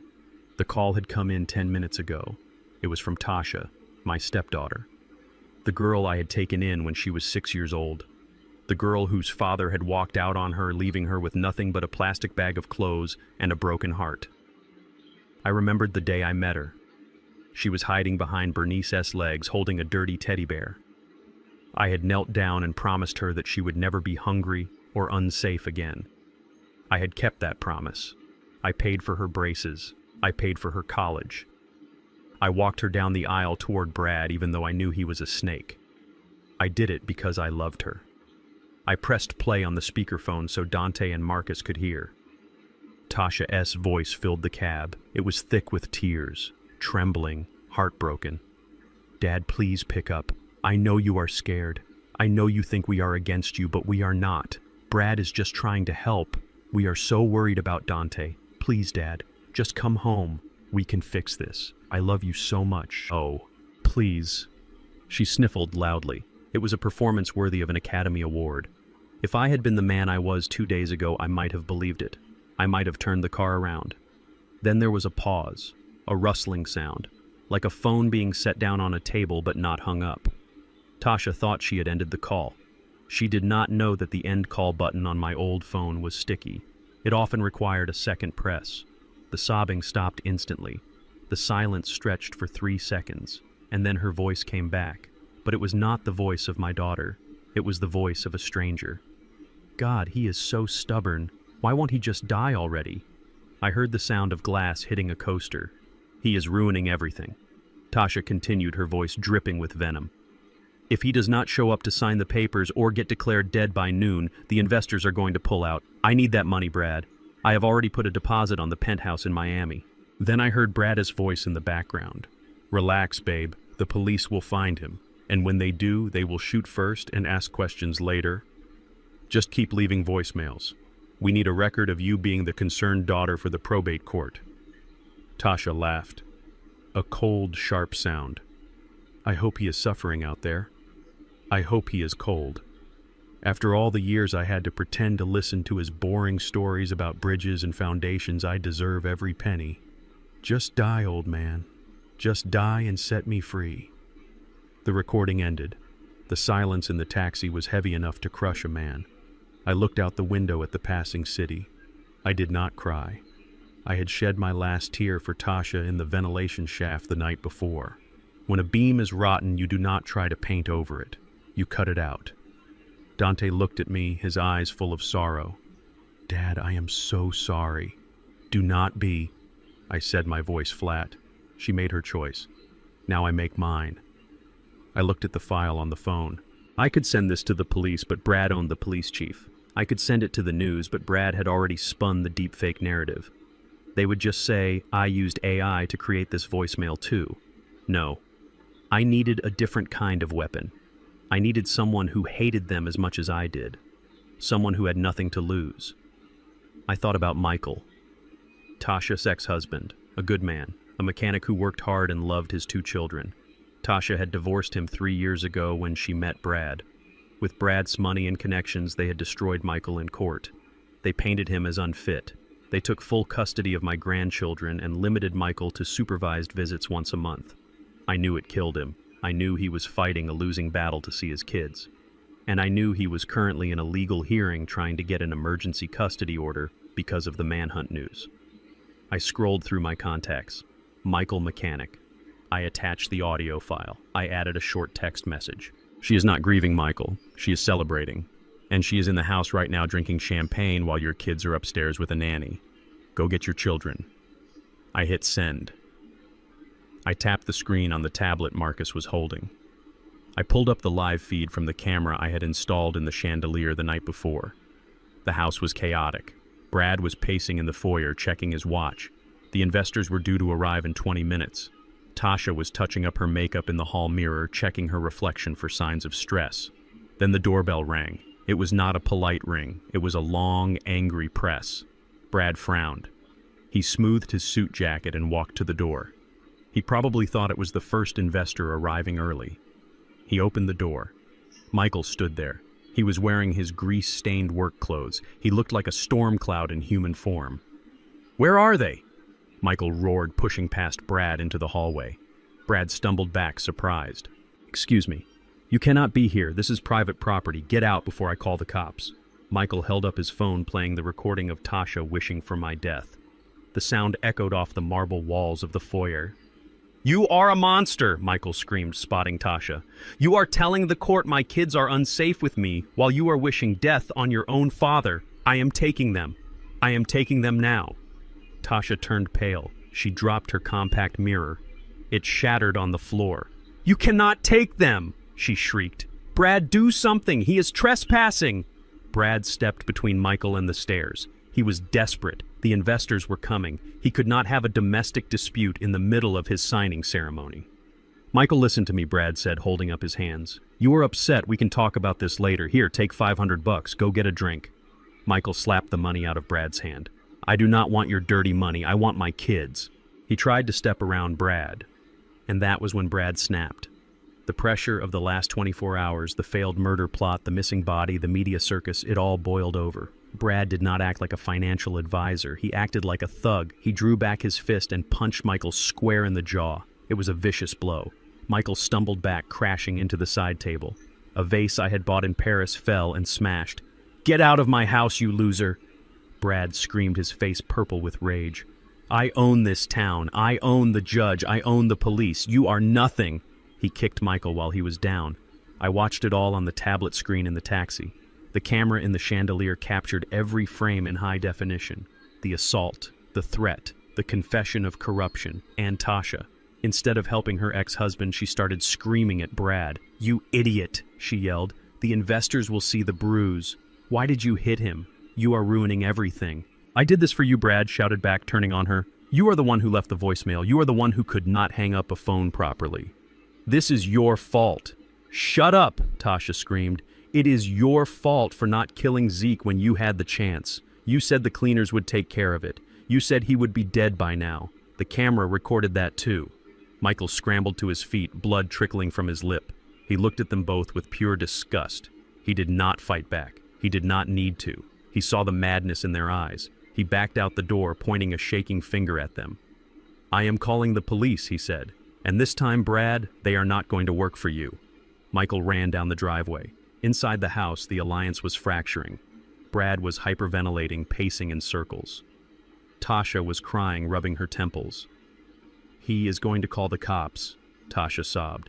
"They will be here during the signing." "Fix it," Brad yelled at her. "Go upstairs and clean yourself up. Put on a smile." If the investors asked, Michael was a drunk intruder. We defended ourselves. He grabbed a bottle of cleaning spray and started frantically wiping Michael's blood off the floor. I watched them turn on each other. The trust was gone. The unity was gone. They were just two rats in a sinking ship snapping at each other as the water rose. Dr. Aris slowed the taxi down. "We are here, Zeke." I looked up. We were at the bottom of the driveway. The black van of the cleaners was gone. The police barricade had been moved to the side to allow the investors' cars to enter. I saw Michael's truck speeding away in the other direction. He was going to the station. He would file a report. That would distract the corrupt police chief for at least 20 minutes. 20 minutes was all I needed. I checked my tie in the rearview mirror. I looked at Dante. He was not the broken boy in the wheelchair anymore. He was a man coming to claim his kingdom. "Let us go inside," I said, opening the car door. I grabbed the black file folder. I grabbed the tablet with the footage of the assault. Brad and Tasha were inside trying to glue their perfect life back together. They were wiping up blood and practicing their smiles. They thought the storm had passed. They did not know that the hurricane was just walking up the front steps. I walked toward the massive oak doors of my home, the doors I had carved myself. I did not knock. I still had my key. I slid the key into the lock. It turned with a smooth, satisfying click. The sound of Judgment Day. The screen on the tablet flickered with the grainy green hue of night vision, but the image was sharp enough to break my heart. We were parked 3 blocks away in the shadow of an old oak tree, watching the interior of the home I had built with my own hands. My study, the sanctuary, where I had drafted blueprints for skyscrapers and planned my son's future, had been turned into a crime scene. Brad was pacing back and forth in front of my mahogany desk. He looked like a cornered animal. The arrogance was gone, replaced by the frantic energy of a man who knows the walls are closing in. The incident with Michael and the police report had rattled him. He knew he was running out of time. He needed to liquidate the asset before the sun came up and the courts opened. Sitting in my leather chair was a man I did not recognize. He was thin, with pale skin and long fingers that moved with the precision of a surgeon. He had a magnifying glass in one eye and an array of fountain pens spread out on the blotter. This was the forger. Tasha was standing by the window, peering through the curtains as if she expected the FBI to rappel down the chimney. She held a glass of scotch, my scotch, in a hand that trembled slightly. "Are you sure about this, Brad?" she asked, her voice tinny through the microphone I had hidden in the power outlet. "If the bank verifies the signature and it does not match, we go to prison for 20 years. This is federal fraud." Brad stopped pacing and slammed his hands down on the desk. "The bank is not going to verify it, Tasha, because we are not using a bank." He gestured to the open laptop on the desk. "I found a buyer, a private equity group out of Russia. They do not care about title insurance. They do not care about probate court. They have $50 million of dirty cash they need to wash, and real estate is the best laundry machine in the world. They are buying the property for cash at 60 cents on the dollar." Tasha gasped. 60 cents. "That is robbery. The house is worth double that. It is worth zero if Zeke shows up," Brad snapped. "It is worth zero if the police freeze the assets. These Russians will wire the money the second I hand them the deed with the old man's signature on it. They get a cheap asset, we get $3 million in an offshore account, and we disappear to Brazil before anyone realizes what happened." I watched from the darkness of the car, feeling a cold knot of rage tighten in my stomach. They were not just stealing my home, they were selling it to criminals. They were laundering money through the legacy I intended to leave for my son. The man in the chair cleared his throat. It was a dry, dusty sound. "I need silence," he said. His voice was soft but commanding. Brad shut his mouth instantly. The forger picked up a piece of paper. It was a letter I had written to Tasha for her graduation 10 years ago. Brad must have dug it out of her keepsake box. The man studied my handwriting. He studied the loop of the Z in Zeke. He studied the heavy pressure I put on the downstroke of the T in Thorn. He dipped a vintage fountain pen into a bottle of black ink. "You said he had a tremor," the forger asked, not looking up. Brad shook his head. "No. We are backdating this deed to 3 years ago, before the diagnosis. It needs to look like the signature of a strong, healthy man. We are claiming he transferred the property to the trust before he got sick." The forger nodded. He lowered the pen to the paper. I held my breath. I watched a stranger's hand mimic the movements I had made thousands of times. I watched him steal my name. He moved the pen with a fluid, graceful rhythm. Scratch, scratch, swoosh.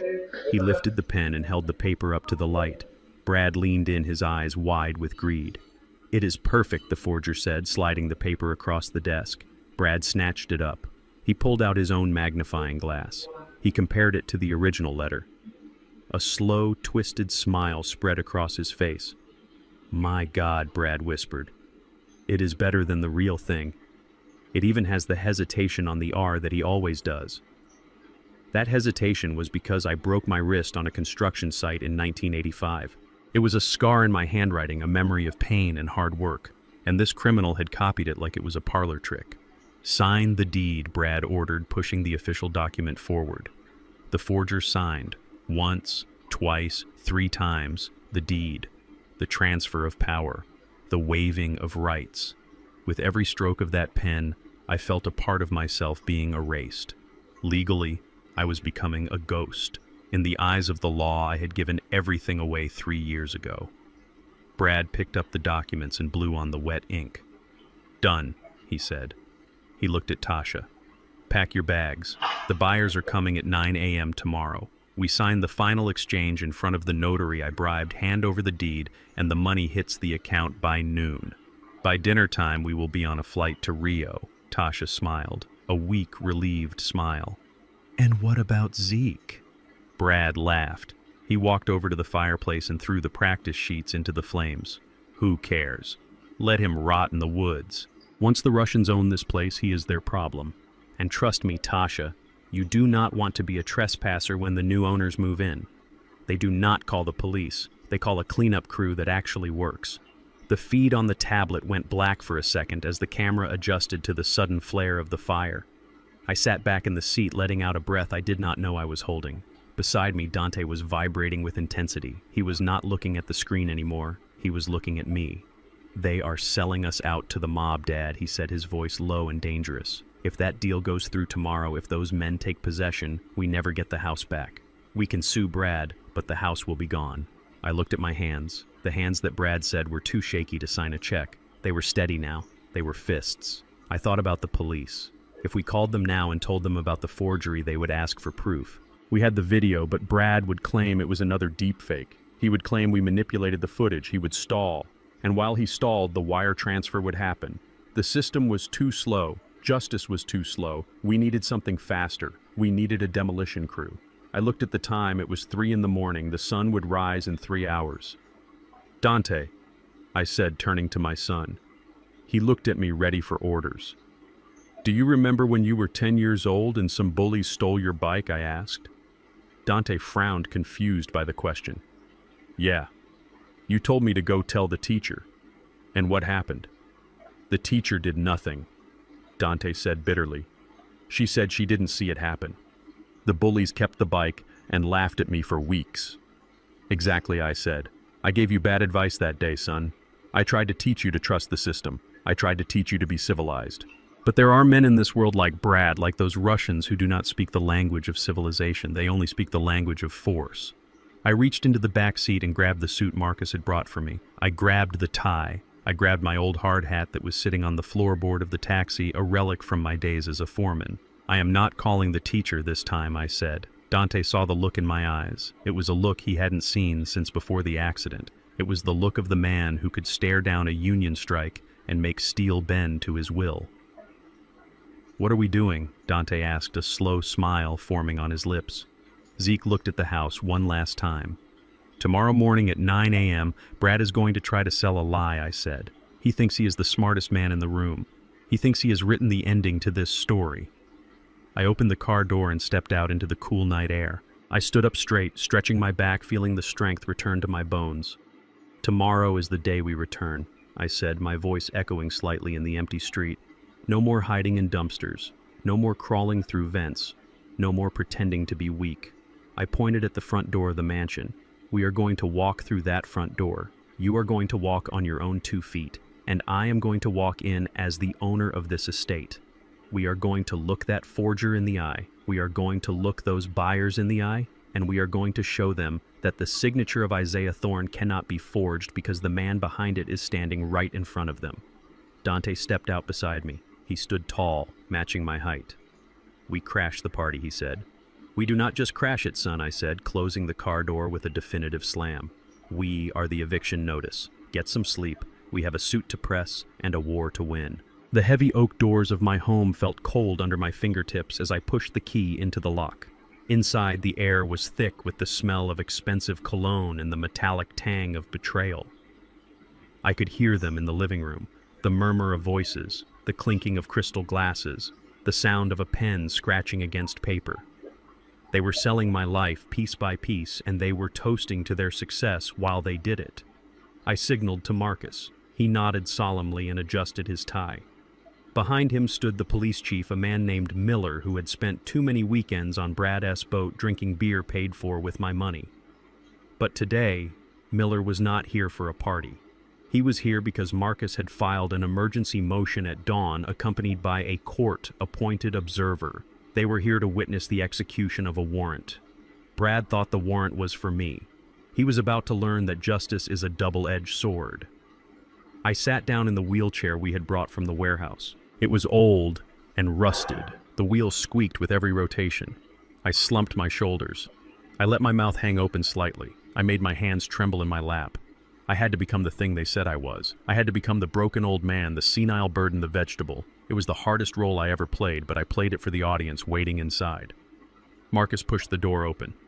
The sound of the heavy wood swinging back on its hinges silenced the room instantly. We rolled into the foyer. The living room was straight ahead. I saw them frozen in a tableau of greed. Brad was standing at the head of the table, a pen in his hand. Bernice was seated next to him, looking pale and anxious. Tasha was pouring coffee for 3 men in dark suits who looked like they would rather be anywhere else. The forger was gone, replaced by a notary public who looked nervous. Brad looked up. His eyes went wide. For a second I saw fear, genuine primal fear. He dropped the pen. It rolled across the deed, leaving a black smudge on the paper. But then he saw the wheelchair. He saw my slumped head. He saw the police chief standing behind me. The fear vanished, replaced by a smug, triumphant grin that made my stomach turn. He thought he had won. He thought the police had caught the fugitive.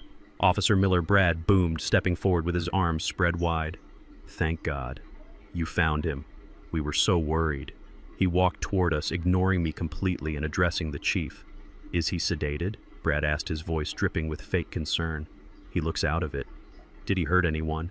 Where is my brother-in-law? Is Dante safe?" Chief Miller cleared his throat. He looked uncomfortable. He shifted his weight from one foot to the other. "Mr. Thorne is right here, Brad," the chief said, gesturing to the chair. "We found him coming up the driveway." Brad shook his head, letting out a long, dramatic sigh. He turned to the Russian buyers who were watching with stony expressions. "I apologize for this interruption, gentlemen," Brad said smoothly. "As I explained, my father-in-law suffers from severe advanced dementia. He wanders off. He gets confused. It is a tragedy, really, but we are handling it."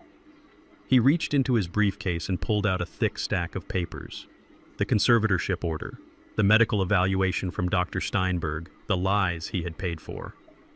"Officer Miller, here are the court orders," Brad said, thrusting the papers at the police chief. "As you can see, I am his legal guardian. I have full power of attorney. This man is a danger to himself. Please take him into custody immediately. Transport him to the state facility as we discussed. I will sign the admission papers later today."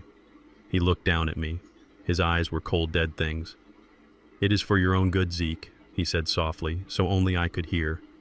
"You are going to a place where you cannot hurt anyone anymore, especially my bank account." I did not look up. I let a little drool escape the corner of my mouth. I kept my hands shaking. I waited. "Take him away," Brad ordered, waving his hand dismissively. "And find Dante." He must be terrified. The poor boy cannot even feed himself, let alone survive a night in the woods with a madman. That was the cue. Brad had just described my son to a room full of witnesses, including a court official and 3 foreign investors, as a helpless invalid. He had staked his credibility on that fact. I heard the front door open again. It was not a slam. It was a slow, deliberate opening. Then came the sound. Clack, clack, clack. It was the sound of hard leather soles hitting the marble floor of the foyer. Heavy, rhythmic, confident footsteps. The room went silent. The Russians looked toward the hallway. Bernice stopped breathing. Tasha dropped the coffee pot. It shattered on the floor, sending hot liquid and glass flying everywhere, but nobody moved. Nobody looked at the mess. Everyone was looking at the man standing in the archway. It was not the Dante they knew. It was not the boy in the sweatpants and the stained t-shirt slumped in a chair. He was wearing a charcoal gray suit that fit him perfectly. His shoulders were broad and pulled back. His tie was a deep crimson silk. He stood 6 feet 2 inches tall, towering over everyone in the room. He was not leaning on a cane. He was not holding onto the wall. He was standing on his own 2 feet, planted firmly on the ground like a steel column. Dante walked into the room. He did not walk with a limp. He walked with the power of a man who had spent 6 months training for this exact moment. He walked with the rage of a son who had watched his father be poisoned. He walked with the authority of the true owner of this house. Brad staggered back. He bumped into the table, knocking over a vase. His face drained of all color, turning a sickly shade of gray. His mouth opened and closed like a fish out of water, but no sound came out. Tasha let out a scream. It was not a scream of fear. It was a scream of disbelief. It was the sound of a woman watching a ghost walk out of a grave. "He is walking!" she shrieked, pointing a trembling finger at him. "He is walking!" Bernice covered her mouth with her hands, her eyes bulging. She looked from Dante to me and back again. She realized in that second that everything she knew was a lie. Dante stopped in the middle of the room. He looked at the Russian buyers. "Gentlemen," Dante said, his voice deep and resonant, filling the space without effort, "I believe there has been a misunderstanding." He pointed at Brad, who was now trembling so hard he had to lean on the table for support. "This man does not have the authority to sell this house." Brad found his voice. It was a high-pitched squeak. "He is lying." Brad stammered, looking frantically at the police chief. He is faking it. It is a trick. It is adrenaline. Arrest him too. He is an accomplice." Dante laughed. It was a cold, dry laugh that sounded exactly like mine. "Faking it?" Dante asked. He took 2 steps toward Brad. Brad flinched as if he expected to be hit. "You told the police I was a hostage," Dante said. "You told the court I was an invalid. You told these buyers I was a dependent who needed the proceeds of this sale for medical care." Dante turned to the court official, a stern woman with a notepad who was writing furiously. "Does this look like a man who needs a guardian, ma'am?" The woman shook her head slowly, staring at Dante with awe. "No, sir, it does not." Brad lunged for the papers on the table. The deed. The forged document. He tried to grab it to hide it, to tear it up. I stopped shaking. I lifted my head. The drool was gone. The confusion was gone. I sat up straight in the wheelchair, my eyes locking onto Brad S. with the intensity of a laser. "Do not touch that paper, Brad," I said. My voice was not weak. It was the voice that had commanded construction crews on skyscrapers. It was the voice of the foreman. Brad froze. He looked at me. He saw the clarity in my eyes. He saw the intelligence. He saw the trap. "You," Brad whispered, "you are not sick." I stood up. I gripped the armrests of the wheelchair and pushed myself up. My knees popped, but I stood. I stood next to my son. Two Thorn men standing side by side in the house we built. "No, Brad," I said, stepping out of the chair and kicking it away. It rolled across the room and crashed into the wall. I was never sick. I was poisoned. By your wife. And by you. I reached into my jacket and pulled out the USB drive and the black file folder. And we have the video to prove it. The Russian stood up. The lead buyer looked at Brad with disgust. He said something in Russian that sounded like a curse, spat on the floor, and walked out. The other two followed him. The money was gone. The deal was dead. Brad was alone. He looked at Tasha, but she was backing away, shaking her head. He looked at Bernice, but she was sobbing into her hands. He looked at the police chief, but Miller was not smiling anymore. Miller was reaching for the handcuffs on his belt. "You played a good game, Brad," I said, walking toward him until I was inches from his face. I could smell the fear on him. It smelled like sweat and cheap ambition. "You bet against the wrong foundation. You thought you could tear this house down because it was old. You forgot that old does not mean weak. Old means tested. Old means reinforced." I looked at Dante. "Show him the door, son." Dante smiled. But before we could throw them out, Tasha made one last desperate move. She lunged for the table, not for the deed, but for the gun Brad had hidden in his briefcase. The silence in the room was brittle like glass waiting to shatter. Brad stood by the mahogany table, his chest heaving, his face a mask of panic that was slowly hardening into desperation. He looked at Dante, standing tall and strong in his suit. He looked at me, standing beside my wheelchair. And then he looked at the police chief, who was unbuttoning the strap on his holster. Brad did what rats always do when they are cornered. He tried to bite. "This is a miracle," Brad stammered, his voice rising in pitch. He forced a smile that looked more like a grimace of pain. "Look at this, everyone. It is a medical miracle. My prayers have been answered. Dante can walk. Praise God." He spread his hands wide, playing to an audience that had already stopped clapping. But he pivoted. He turned to the police chief, his eyes wide and frantic. "But Officer Miller, this does not change the facts. Physical recovery does not mean mental stability. Look at Zeke. Look at his eyes. He is manic. He is having an episode right now. Just because he can stand up does not mean he is not dangerous. He kidnapped my brother-in-law. He has been running around the city with a gun. He is sick. He needs help. He needs to be institutionalized before he hurts someone." I watched him spin his web. It was impressive in a sickening way. He was trying to use my strength against me. He was trying to paint my clarity as mania. I did not shout. I did not argue. I did not give him the satisfaction of a debate. I simply nodded to Marcus. My old friend Marcus Vance stepped forward. He did not look like a high-priced corporate lawyer. He looked like a tired brawler in a rumpled suit. He was holding a laptop in one hand and a HDMI cable in the other. He walked over to the massive 85-inch television mounted above the fireplace. It was a television Brad had bought with my money. He had bragged about the resolution. He had bragged about the clarity. Now he was going to see exactly how clear it was. Marcus plugged the cable into the side of the laptop. The screen flickered to life. "What are you doing?" Brad snapped, stepping forward. "You cannot just come in here and hijack my equipment. This is private property. It is evidence, Brad," I said, my voice low and steady. "And since you claim I am crazy, I think it is time we let the house speak for itself." Marcus hit the spacebar. The first video filled the screen. It was footage from the kitchen taken from the hidden camera I had installed in the vent. The timestamp was clearly visible in the corner. 7 a.m., 3 days ago. The image was crisp. It showed Bernice, my wife of 20 years, standing at the granite island. She was wearing her silk morning robe. She looked beautiful. She looked kind. But then she reached into her pocket. The room watched in horrified silence as she pulled out a small, unmarked vial. She looked over her shoulder, checking the door. Then, with a steady, practiced hand, she tipped the vial over my favorite mug. A pinch of white powder fell into the steaming black coffee. She stirred it. She smiled. A small, cold smile that never reached her eyes. Then the audio kicked in. "Drink up, old man." Bernice's voice rang out from the speakers, echoing off the vaulted ceilings. "Just a little more arsenic to keep the shakes going.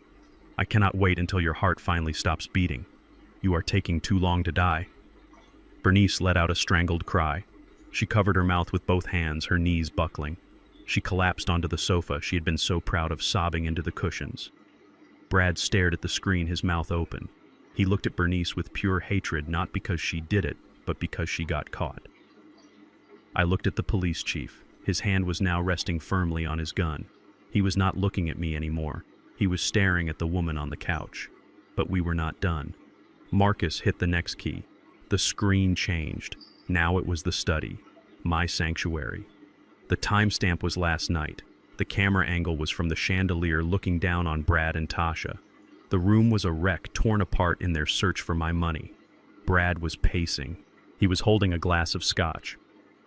"We launder it through the real estate," Brad's voice boomed through the room. It was loud. It was clear. There was no denying it. "The Russians are bringing cash." Brad continued on the screen. "Dirty money from the syndicate. We sell them the house for 60 cents on the dollar. They get a clean asset. We get $3 million in the Cayman accounts. By the time the IRS figures it out, we will be sipping mojitos in Rio. And the best part, they are going to bulldoze the house. They are going to flatten it. Every piece of evidence of what we did to Zeke will be buried under a parking lot." I heard a sharp intake of breath from the Russian buyers standing near the door. The lead buyer, the man in the expensive suit, turned pale. He understood English perfectly well. He just heard himself being implicated in a federal money laundering scheme on a recording that was being watched by the chief of police. Brad looked at the Russians. He held up his hands. That is out of context," he stammered. "That is a deep fake. It is AI. Zeke manipulated it." Marcus did not pause. He hit the final key. The screen changed again. This time it was just audio accompanied by a waveform visual. But everyone recognized the voice.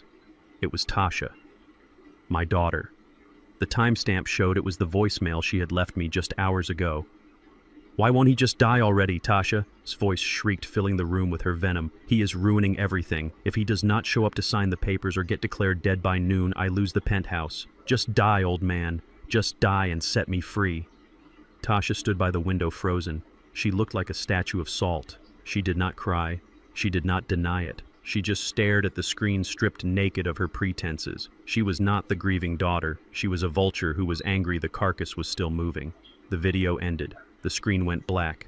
The silence that followed was heavy. It was the weight of truth. I looked at Brad. He was not standing tall anymore. He was shrinking.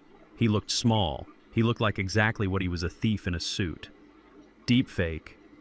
I asked, my voice cutting through the silence. "Is that what you are going to tell the jury, Brad? Is that what you are going to tell the FBI when they analyze the metadata on those files?" Brad looked around the room. He looked at the chief.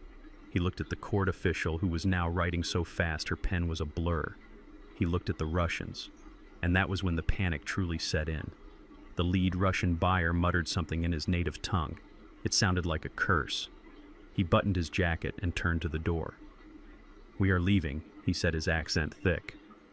"We have no business here. This is a domestic matter." He motioned to his associates. They moved as a unit, heading for the exit. They were cutting their losses. They wanted to be on a plane back to Moscow before the handcuffs came out. But they forgot one thing. I had built this house, and I had secured it. Chief Miller stepped in front of the double doors. He was a big man. He blocked the exit completely. "Nobody leaves," Miller said, his voice hard. The Russian stopped. He glared at the chief. We have diplomatic immunity, he lied. You have a confession on tape, Miller corrected. You are accessories to fraud, money laundering, and attempted murder. Step back. The Russian looked at his bodyguards. For a second, I thought there was going to be a shootout.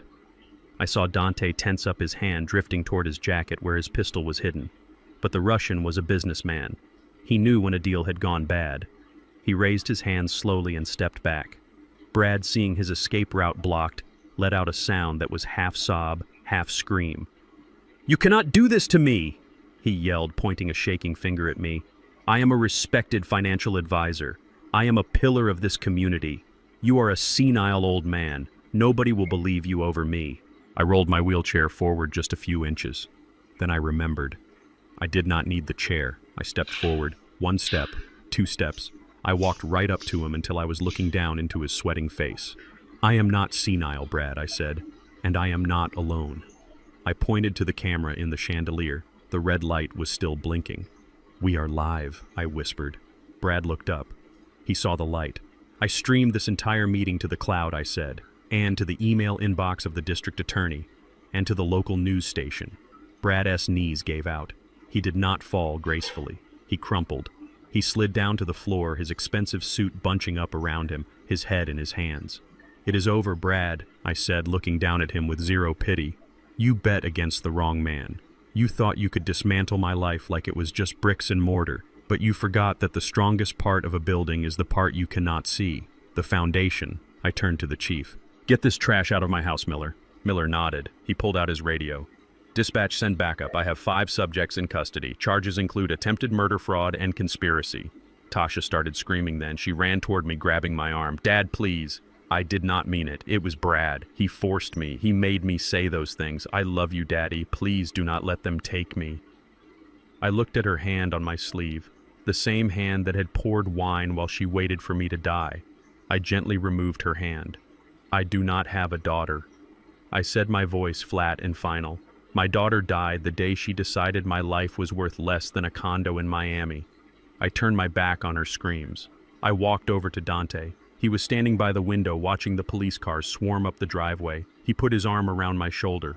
"We did it, Dad," he said softly. "We are not done yet, son," I said, watching the flashing lights. "Now we have to clean up the mess." I looked around the room at the shattered glass, the spilled coffee, the broken people. But first I said, "I think I will have a cup of coffee, a fresh cup, made by my own hands." Brad was on his knees, but he was not praying. He was scrambling. He was a man drowning in deep water who still believed he could command the ocean to stop moving. He looked at the police chief, then at the Russians who were being detained at the door, and finally at me. He did not see a father-in-law. He saw an obstacle. And Brad had spent his entire life removing obstacles with a checkbook or a lawyer. He stood up. He smoothed his suit jacket, trying to regain the dignity that had just been stripped from him. He pointed a finger at Chief Miller. "You are making a mistake, Miller. A massive lawsuit-level mistake." Brad's voice was shaking, but it was loud. It was the voice of a man who was used to being obeyed. A white man in a 3-piece suit who knew that the system was built for people like him, not for people like me. "I have the papers," Brad screamed, reaching into his briefcase. He pulled out the court order he had obtained just 24 hours ago. "Look at this. I am the legal guardian. I have power of attorney over Zeke Thorne. The court declared him incompetent. That order is signed by a judge. It is still valid. Until a judge overturns this, I am in charge of this estate, and I am in charge of him." He turned to me, his eyes full of venom. "Sit down, Zeke. You are having an episode. You are confused." He looked at the officers. "Arrest him. If you do not arrest him, you are violating a court order. I will have your badges. I will sue this entire department into bankruptcy. I am the guardian here." The room went quiet. Brad was right about one thing. The law is a machine, and once it starts grinding, it is hard to stop. The police chief hesitated. He looked at the paper in Brad's hand. It was a valid order. Technically, until a judge said otherwise, I was a ward of the state and Brad was my keeper. Brad saw the hesitation. He smiled. It was a sharkish smile. "See," he sneered. "You cannot touch me. I am the law here." I looked at him. I looked at the paper he was waving like a shield. Then I did something I had not done in front of him for 3 years. I locked the brakes on the wheelchair. I placed my hands on the armrests, and I pushed. My triceps, which had lifted steel beams for 40 years, flexed. My legs, which he said were atrophied, found purchase on the hardwood floor. I stood up. I did not stand up quickly. I stood up slowly, unfolding my 6-foot frame like a drawbridge rising. I stood until I was looking down at him. I stood until the shadow of my body fell across his face. The silence in the room was absolute. Tasha stopped crying. The Russian stopped whispering. Even Brad stopped breathing. "I am not confused, Brad," I said. My voice was low. It rumbled in my chest like a subway train. "And I am not incompetent." I reached into the inside pocket of my jacket. I did not pull out a gun. I did not pull out a phone. I pulled out a single sheet of paper. It was not crisp and white like the documents Brad had. It was yellowed. The edges were frayed. It smelled of old filing cabinets and the year 1980. "Do you know what this is?" I asked, holding it up. Brad stared at it. "It is the original land purchase agreement," I said. "Dated October 14th, 1980. I took a step toward him. He took a step back. "You think you know the law, Brad. You think you know loopholes. But you missed the most important one. You missed the foundation." I handed the paper to Marcus. "Read Clause 17, I ordered. Marcus adjusted his glasses. He looked at the paper. A smile spread across his face. A smile that was all teeth. Clause 17. Marcus read aloud, his voice echoing in the cavernous room. "This property is designated under the Historical Homestead Act of 1975. As a protected family heritage site, the title cannot be transferred, sold, or leveraged without the wet ink signatures of the original owner and all living biological issue." Marcus looked up. "Biological issue, Brad. Do you know what that means?" Brad blinked. He looked at Tasha. "It means biological children," I said. "My blood." I looked at Tasha. She was shrinking against the wall, trying to make herself invisible. "Tasha is my daughter in my heart," I said, my voice steady. "I raised her. I fed her. I loved her. But she is not my blood. Her father was a man who left her when she was 6. Legally, under this deed, she has no claim to this land. She never did. Her signature on any sale document is worthless." I turned back to Brad. "So, for you to sell this house, for you to sell it to these Russians, you needed the signature of my only living biological child." I pointed to Dante. "My son." Brad's face turned the color of ash. He looked at the forged deed on the table. The deed he was about to hand over to the buyers. But I have it," Brad stammered. "I have Dante's signature. He signed it. I have the document right here." He grabbed the deed. He held it up. There, at the bottom, next to my forged signature, was Dante S.'s name. Dante stepped forward. He walked with the heavy, confident stride of a man who owns the ground he walks on. He walked up to Brad. He looked at the paper. He laughed. "That is funny," Dante said. He reached into his pocket and pulled out his driver S license. He held it up next to the deed. "Because that is not how I sign my name." He looked at the chief. "Chief Miller, look at the loop on the D. Look at the slant of the T." Miller stepped closer. He compared the two signatures. "They are not even close," Miller said. Dante looked at Brad. "You forged my father's name," Dante said. "We saw you do it. And then you forged mine. You thought I was a cripple who could not hold a pen. You thought I was brain dead. So you signed for me." Brad dropped the paper. It fluttered to the floor, landing next to his polished shoes. "That is forgery, Brad," Dante said. "That is fraud. And since you tried to wire the money across state lines, it is federal wire fraud." Brad looked around the room. The walls were closing in. The loop was tightening. "But I was acting as his guardian," Brad whispered, his voice cracking. "I have the power of attorney. I can sign for him." "Not for this," I said, stepping closer. "Not for a homestead property. The clause is specific, Brad. The signature must be from the biological heir, in person. No guardians, no proxies, no lawyers." I leaned in close. "You built your entire scheme on a lie, Brad. You thought you could bypass the rules because you thought we were too stupid to read the fine print. You thought an old black man from the South Side didn't know how to protect his legacy." I tapped the yellowed paper in Marcus S. hand. "I wrote this clause, Brad.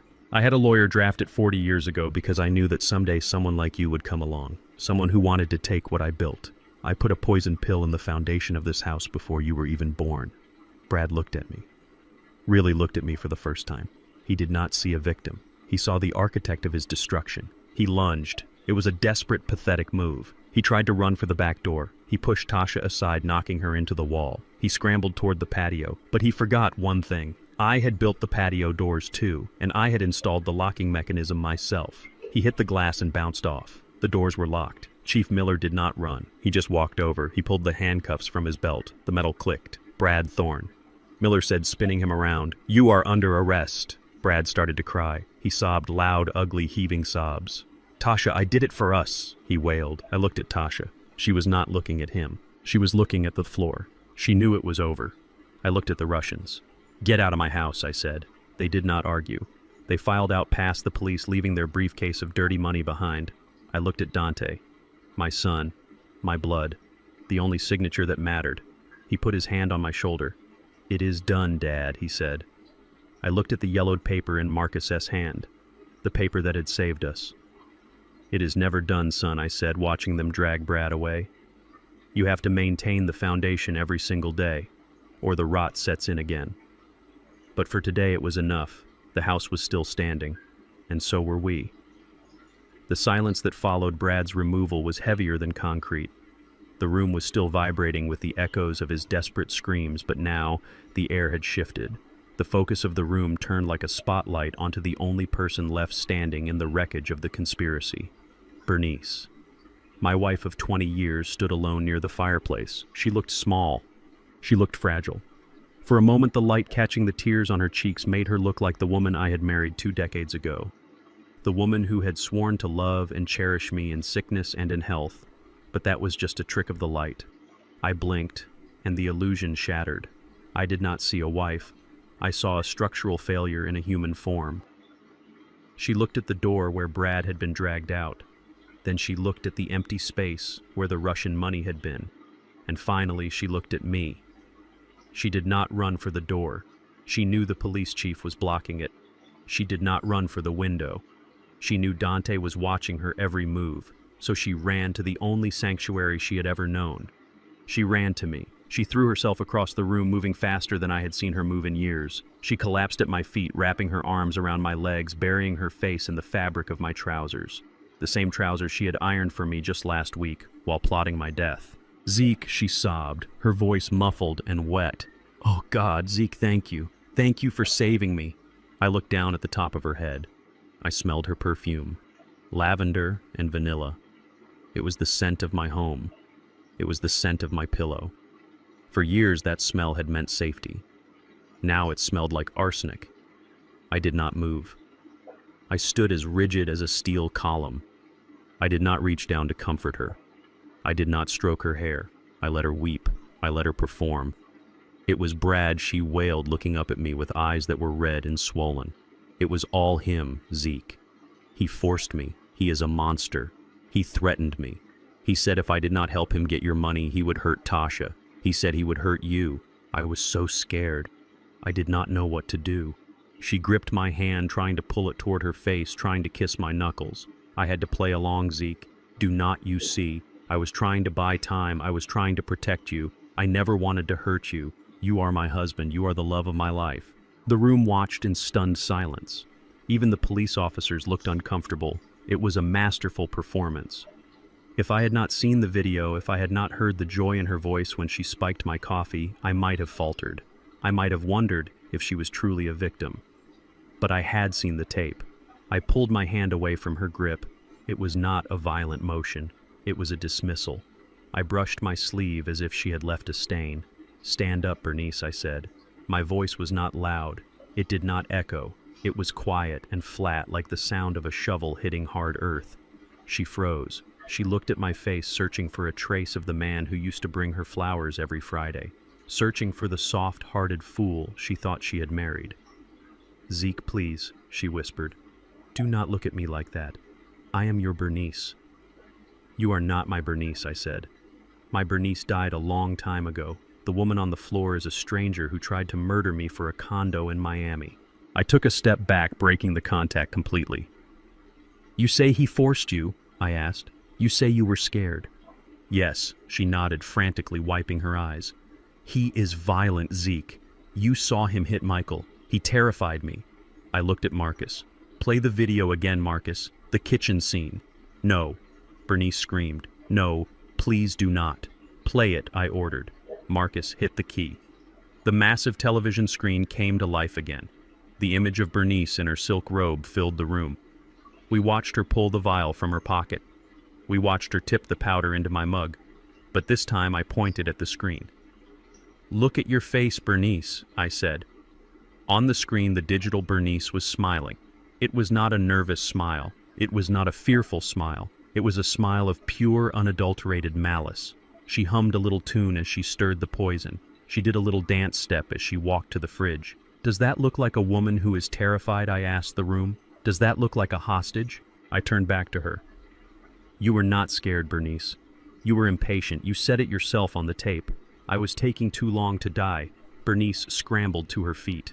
The mask of the victim fell away, revealing the ugly, desperate reality underneath. I took care of you, she hissed, her voice changing instantly from pleading to venomous. For 20 years I washed your clothes. I cooked your meals. I listened to your boring stories about concrete and rebar. I wasted my youth in this house, Zeke. I deserved that money.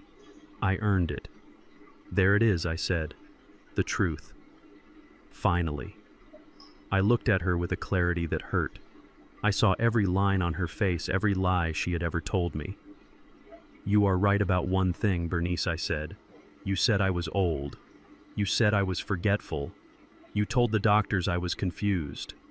I stepped closer to her, towering over her just as Dante had towered over Brad. But my memory is excellent, Bernice. I remember everything. I remember the day we met.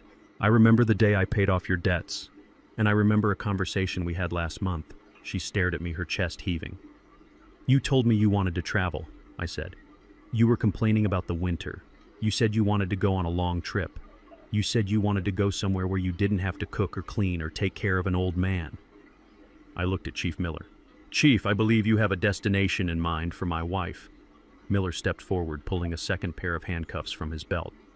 Mrs. Thorne, you are under arrest for the attempted murder of Isaiah Thorne, he said. Bernice backed away, knocking over a chair. You cannot prove it, she shrieked.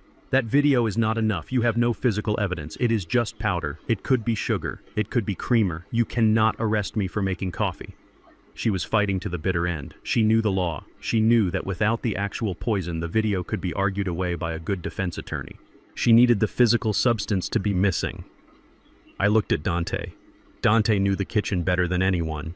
He had spent 8 years sitting in there watching her cook while he was trapped in his chair. He saw things she thought were invisible.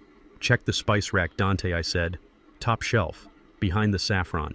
She knows I never use saffron. It is too expensive. Bernice's face went white. It was the color of fresh sheetrock. Dante walked to the open kitchen, which was visible from the living room. He moved with purpose. He reached up to the high cabinet, the one Bernice thought was out of reach for a cripple and an old man.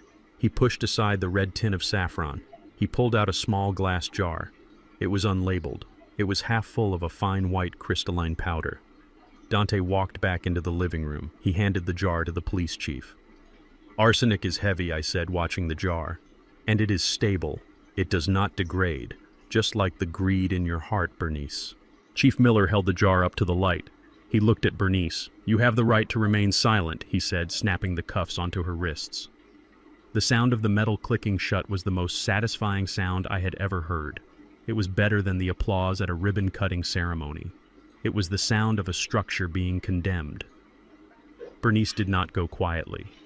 As the officers took her arm, she began to scream. She did not scream for mercy this time. She screamed insults. She screamed curses. She called me a senile old fool. She called Dante a cripple.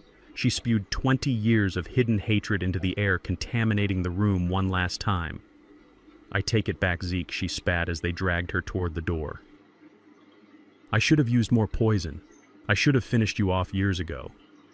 I watched her go. I watched the woman I had loved, the woman I had trusted, the woman I had planned to grow old with, being hauled out of my house like a bag of trash. When the door slammed shut, the silence returned, but this time it was not heavy. It was clean. It was empty. I looked at Dante. He was standing by the fireplace holding the jar of poison the police had bagged as evidence. Are you okay, Dad? He asked softly. I looked around the room. I looked at the overturned chairs. I looked at the shattered glass. I looked at the empty space where my marriage had been. I am an engineer, son, I said. I know that sometimes before you can build something new, you have to clear the site, you have to remove the debris, you have to dig down to the bedrock. I walked over to the window and watched the police car drive away with my wife in the back seat. She got her trip, I said quietly. It is a long drive to the state penitentiary, and the view from the cell is terrible. I turned back to my son. Now let us get a broom. We have work to do. The house was finally clearing out, but the air still felt heavy with the residue of their greed. Bernice was gone, taken away in the back of a cruiser, her screams fading into the morning traffic. Now it was time for the architects of this disaster to face the wreckage they had created. I turned my attention to Tasha. My stepdaughter was huddled in the corner near the grand piano she had never learned to play. She was not screaming anymore. She was trembling, shaking so hard that her teeth chattered. She looked at me with the eyes of a trapped animal. She saw the handcuffs on the police chief's belt, and she knew there was no escape. She tried one last time. She stood up, smoothing her skirt, trying to summon the ghost of the arrogant woman who had laughed at my death on a voicemail just hours ago. "Dad," she whispered, her voice cracking. "You cannot let them take me. I am your little girl. Remember the bike you bought me. Remember the graduation party. You promised to protect me." I looked at her. I looked at the face of the child I had raised, the woman I had walked down the aisle. And then I remembered the sound of her voice on the tape, wishing I would die so she could buy a penthouse. "I did protect you, Tasha," I said, my voice low and steady. "I protected you from hunger. I protected you from the cold. I protected you from the world for 30 years. But I cannot protect you from your own soul." I nodded to Officer Miller. "Tasha Thorne," I said, speaking to the room like a judge passing sentence. "You are not being arrested for being a bad daughter. That is not a crime. You are being arrested for conspiracy to commit fraud, for elder abuse, and for being an accessory to attempted murder." "Elder abuse?" Tasha gasped, recoiling as if I had slapped her. "I never touched you. You did not have to hit me to abuse me," I said, stepping closer. "You isolated me. You helped them gaslight me. You stole my dignity. You treated a human being like a broken appliance that you wanted to throw in the trash. That is abuse, Tasha, and in this state it carries a mandatory prison sentence." Miller stepped forward. He did not be gentle. He spun her around and pulled her arms behind her back. "Ow, you are hurting me," she whined. "You will get used to it," I said coldly. As the metal cuffs clicked shut, Tasha began to sob. It was a pathetic sound, the sound of a spoiled child realizing that the credit card has finally been declined. I did not watch her go. I turned my back on her just as she had turned her back on me when she thought I was weak. That left Brad, the man who thought he was the king of the castle, the man who thought he could outsmart a structural engineer. He was not huddled in a corner. He was standing by the door arguing with 2 officers. He was red in the face, veins bulging in his neck. He was still trying to negotiate his way out of a felony. "Do not touch me," he shouted, swatting at an officer's hand. "Do you know who I am? I am Bradley Harrison. I manage portfolios for the city council. I play golf with the mayor. This is a misunderstanding. I demand to speak to my lawyer." I rolled my wheelchair over to him. No, I walked. I kept forgetting that I did not need the chair anymore. The habit of being diminished was hard to break, but I broke it now. I walked up to him, my boots loud on the hardwood floor. "Your lawyer cannot help you, Brad," I said. Brad spun around. He pointed a shaking finger at me. "You did this!" he screamed, spittle flying from his lips. "You set me up. You entrapped me. I will sue you, Zeke. I will sue you for every penny you have. I will bury you in litigation for the next 10 years. I laughed. It was a dry, dusty laugh. "With what money, Brad?" I asked. He froze. "I froze the accounts this morning," I said. "Before we came here, Marcus filed the injunctions. Every account with your name on it is locked. Every offshore shell company you set up has been flagged by the FBI. You do not have the money to buy a cup of coffee, let alone a lawyer who can fight federal wire fraud charges." Brad's face crumbled. Brad's face. The arrogance evaporated, leaving only the raw panic of a narcissist facing consequences. "I am a top financial advisor." He shrieked, his voice reaching a hysterical pitch as the officers grabbed his arms. "I am the best in the city. You cannot do this to me. I have a reputation." The officers dragged him toward the door. He dug his heels into my expensive rug, fighting them every inch of the way. He looked ridiculous. A man in a $3,000 suit being hauled out like common trash. "I am the best," he screamed. "I am a genius. Stop," I ordered. The officers paused. Brad stopped struggling, panting heavily, thinking maybe I had changed my mind, thinking maybe I was going to show mercy. I walked right up to him. I leaned in close until our noses were almost touching. I could smell the sweat of his fear. It overpowered his expensive cologne. He looked into my eyes, expecting to see the confused old man he had tormented. Instead, he saw the cold, hard steel of the man who built this house. "You are not a genius, Brad," I whispered, my voice rough like gravel. "And you are not a financial wizard." I let the silence hang for a second, letting the words sink in. "You are just a petty thief who made the mistake of trying to rob a structural engineer." I pointed a finger at his chest, right over his heart. "I poured the concrete for this foundation 40 years ago. I know every stress point. I know every load-bearing wall. And I know exactly where to push to make the whole thing come down." I leaned back, looking at him with pure disgust. "I built this house to shelter my family, Brad. And I know exactly how to demolish it on top of the vermin who try to infest it." Brad stared at me, his mouth opening and closing soundlessly. The realization hit him. He had not just lost. He had been outplayed, outmaneuvered, and crushed by the very man he deemed obsolete. "Get him out of my sight," I said, waving my hand. "No," Brad screamed as they dragged him through the doorway. "No, Zeke, wait. We can make a deal. I know where the rest of the money is. I can help you." The heavy oak door slammed shut, cutting off his plea. The sudden silence in the foyer was deafening. I stood there for a long moment, staring at the closed door. My chest was heaving. My hands were trembling, but not from Parkinson's, from the adrenaline leaving my body. It was over. The parasites were gone. I felt a hand on my shoulder. I turned to see Dante. He was standing tall, his suit jacket unbuttoned, looking at the empty space where the chaos had been just moments ago. "They are gone. Dad," he said softly. "Yes," I said, letting out a long, slow breath. "They are gone." I looked around the foyer. I looked at the vase Brad had knocked over. I looked at the coffee stains on the rug. I looked at the scratches on the floor from the struggle. The house was a mess. It was scarred. It was dirty. But it was still standing, just like us. "We have a lot of cleaning up to do," I said, walking toward the kitchen. Dante followed me. But first, he said, picking up the broken pieces of the vase, "I think we should change the locks." I chuckled. It was the first genuine laugh I had felt in years. "Change the locks, son," I said. "Change the codes. And while you are at it, call the contractor. I want those hedges in the back cut down. I am done with blind spots." We walked into the kitchen together. The sun was streaming through the windows, illuminating the dust motes dancing in the air. It was a new day. And for the first time in a long time, the air in my house felt clean. The news trucks stayed parked at the bottom of my driveway for 3 days. The same reporters who had called me a dangerous lunatic and a senile kidnapper were now scrambling to call me a hero. They wanted the exclusive interview. They wanted to know how an old structural engineer had outsmarted a corrupt financial advisor and a team of Russian money launderers. They wanted the movie rights. I did not give them a single minute of my time. I closed the heavy oak gates of my estate and I locked them. I did not need their apologies, and I certainly did not need their validation. I knew who I was. I was Isaiah Zeke Thorne, and I had just survived a demolition attempt on my life. The legal fallout was swift and brutal. The district attorney who had been so eager to prosecute me suddenly found his spine when the federal agents got involved.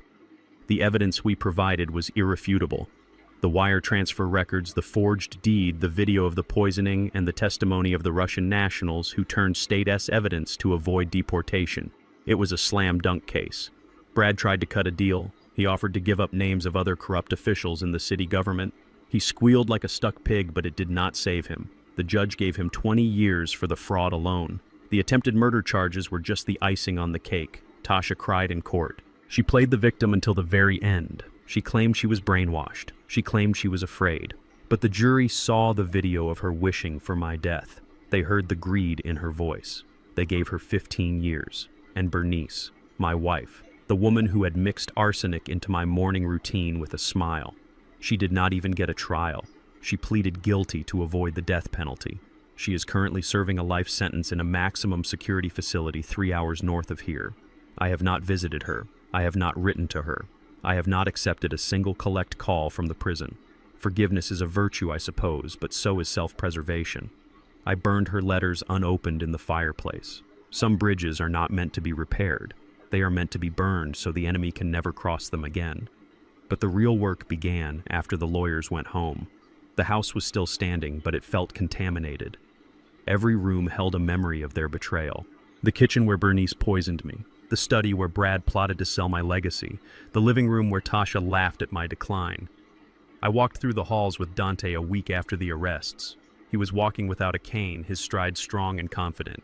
"It smells like them," Dante said, wrinkling his nose. "It smells like lies." I looked at the crystal chandelier Bernice had bought with my retirement money. I looked at the silk drapes she had insisted on. I looked at the beige carpets she had installed to cover up the beautiful hardwood floors I had laid down in 1990. "You are right, son," I said. "It does smell." I went to the garage and I got the sledgehammers. We did not hire a crew. We did not bring in outsiders. This was personal. This was an exorcism. For the next 6 months, that house became a construction site again. We started in the kitchen. I took the first swing at the granite island where Bernice had prepared her lethal coffee. The sledgehammer hit the stone with a thunderous crack that vibrated up my arms. It felt good. It felt like justice. We smashed the cabinets. We tore out the appliances. We ripped up the tile. We stripped the room down to the studs. We exposed the steel beams I had put in place decades ago. They were still there, strong, uncorrupted, waiting for us to reveal them. We moved to the living room next. We tore down the silk drapes and burned them in a bonfire in the backyard. We ripped up the beige carpet, pulling thousands of staples out of the oak floorboards. When we were done, we sanded the wood until it glowed with its natural warmth again. We removed every trace of Bernice and her children, the gaudy art, the fragile furniture, the pretension. We opened up the walls she had closed off. I had always designed this house to have an open flow to let the light travel from east to west. Bernice had put up partitions because she wanted privacy. She wanted secrets. We tore those partitions down. Sunlight flooded back into the house. It washed away the shadows where they had whispered their conspiracies. Dante worked beside me every day. I watched him lift heavy sheets of drywall. I watched him carry lumber. I watched the muscles in his back ripple with effort. He was not the boy in the wheelchair anymore. He was a man who had reclaimed his body and his birthright. He took over the business too. With his name cleared and his competency proven, he reopened Thorne Structural Engineering.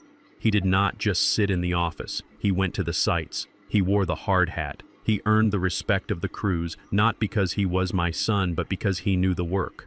I watched him leave in the morning in his truck, and I felt a pride that was deeper than the ocean. He was the legacy I had fought for.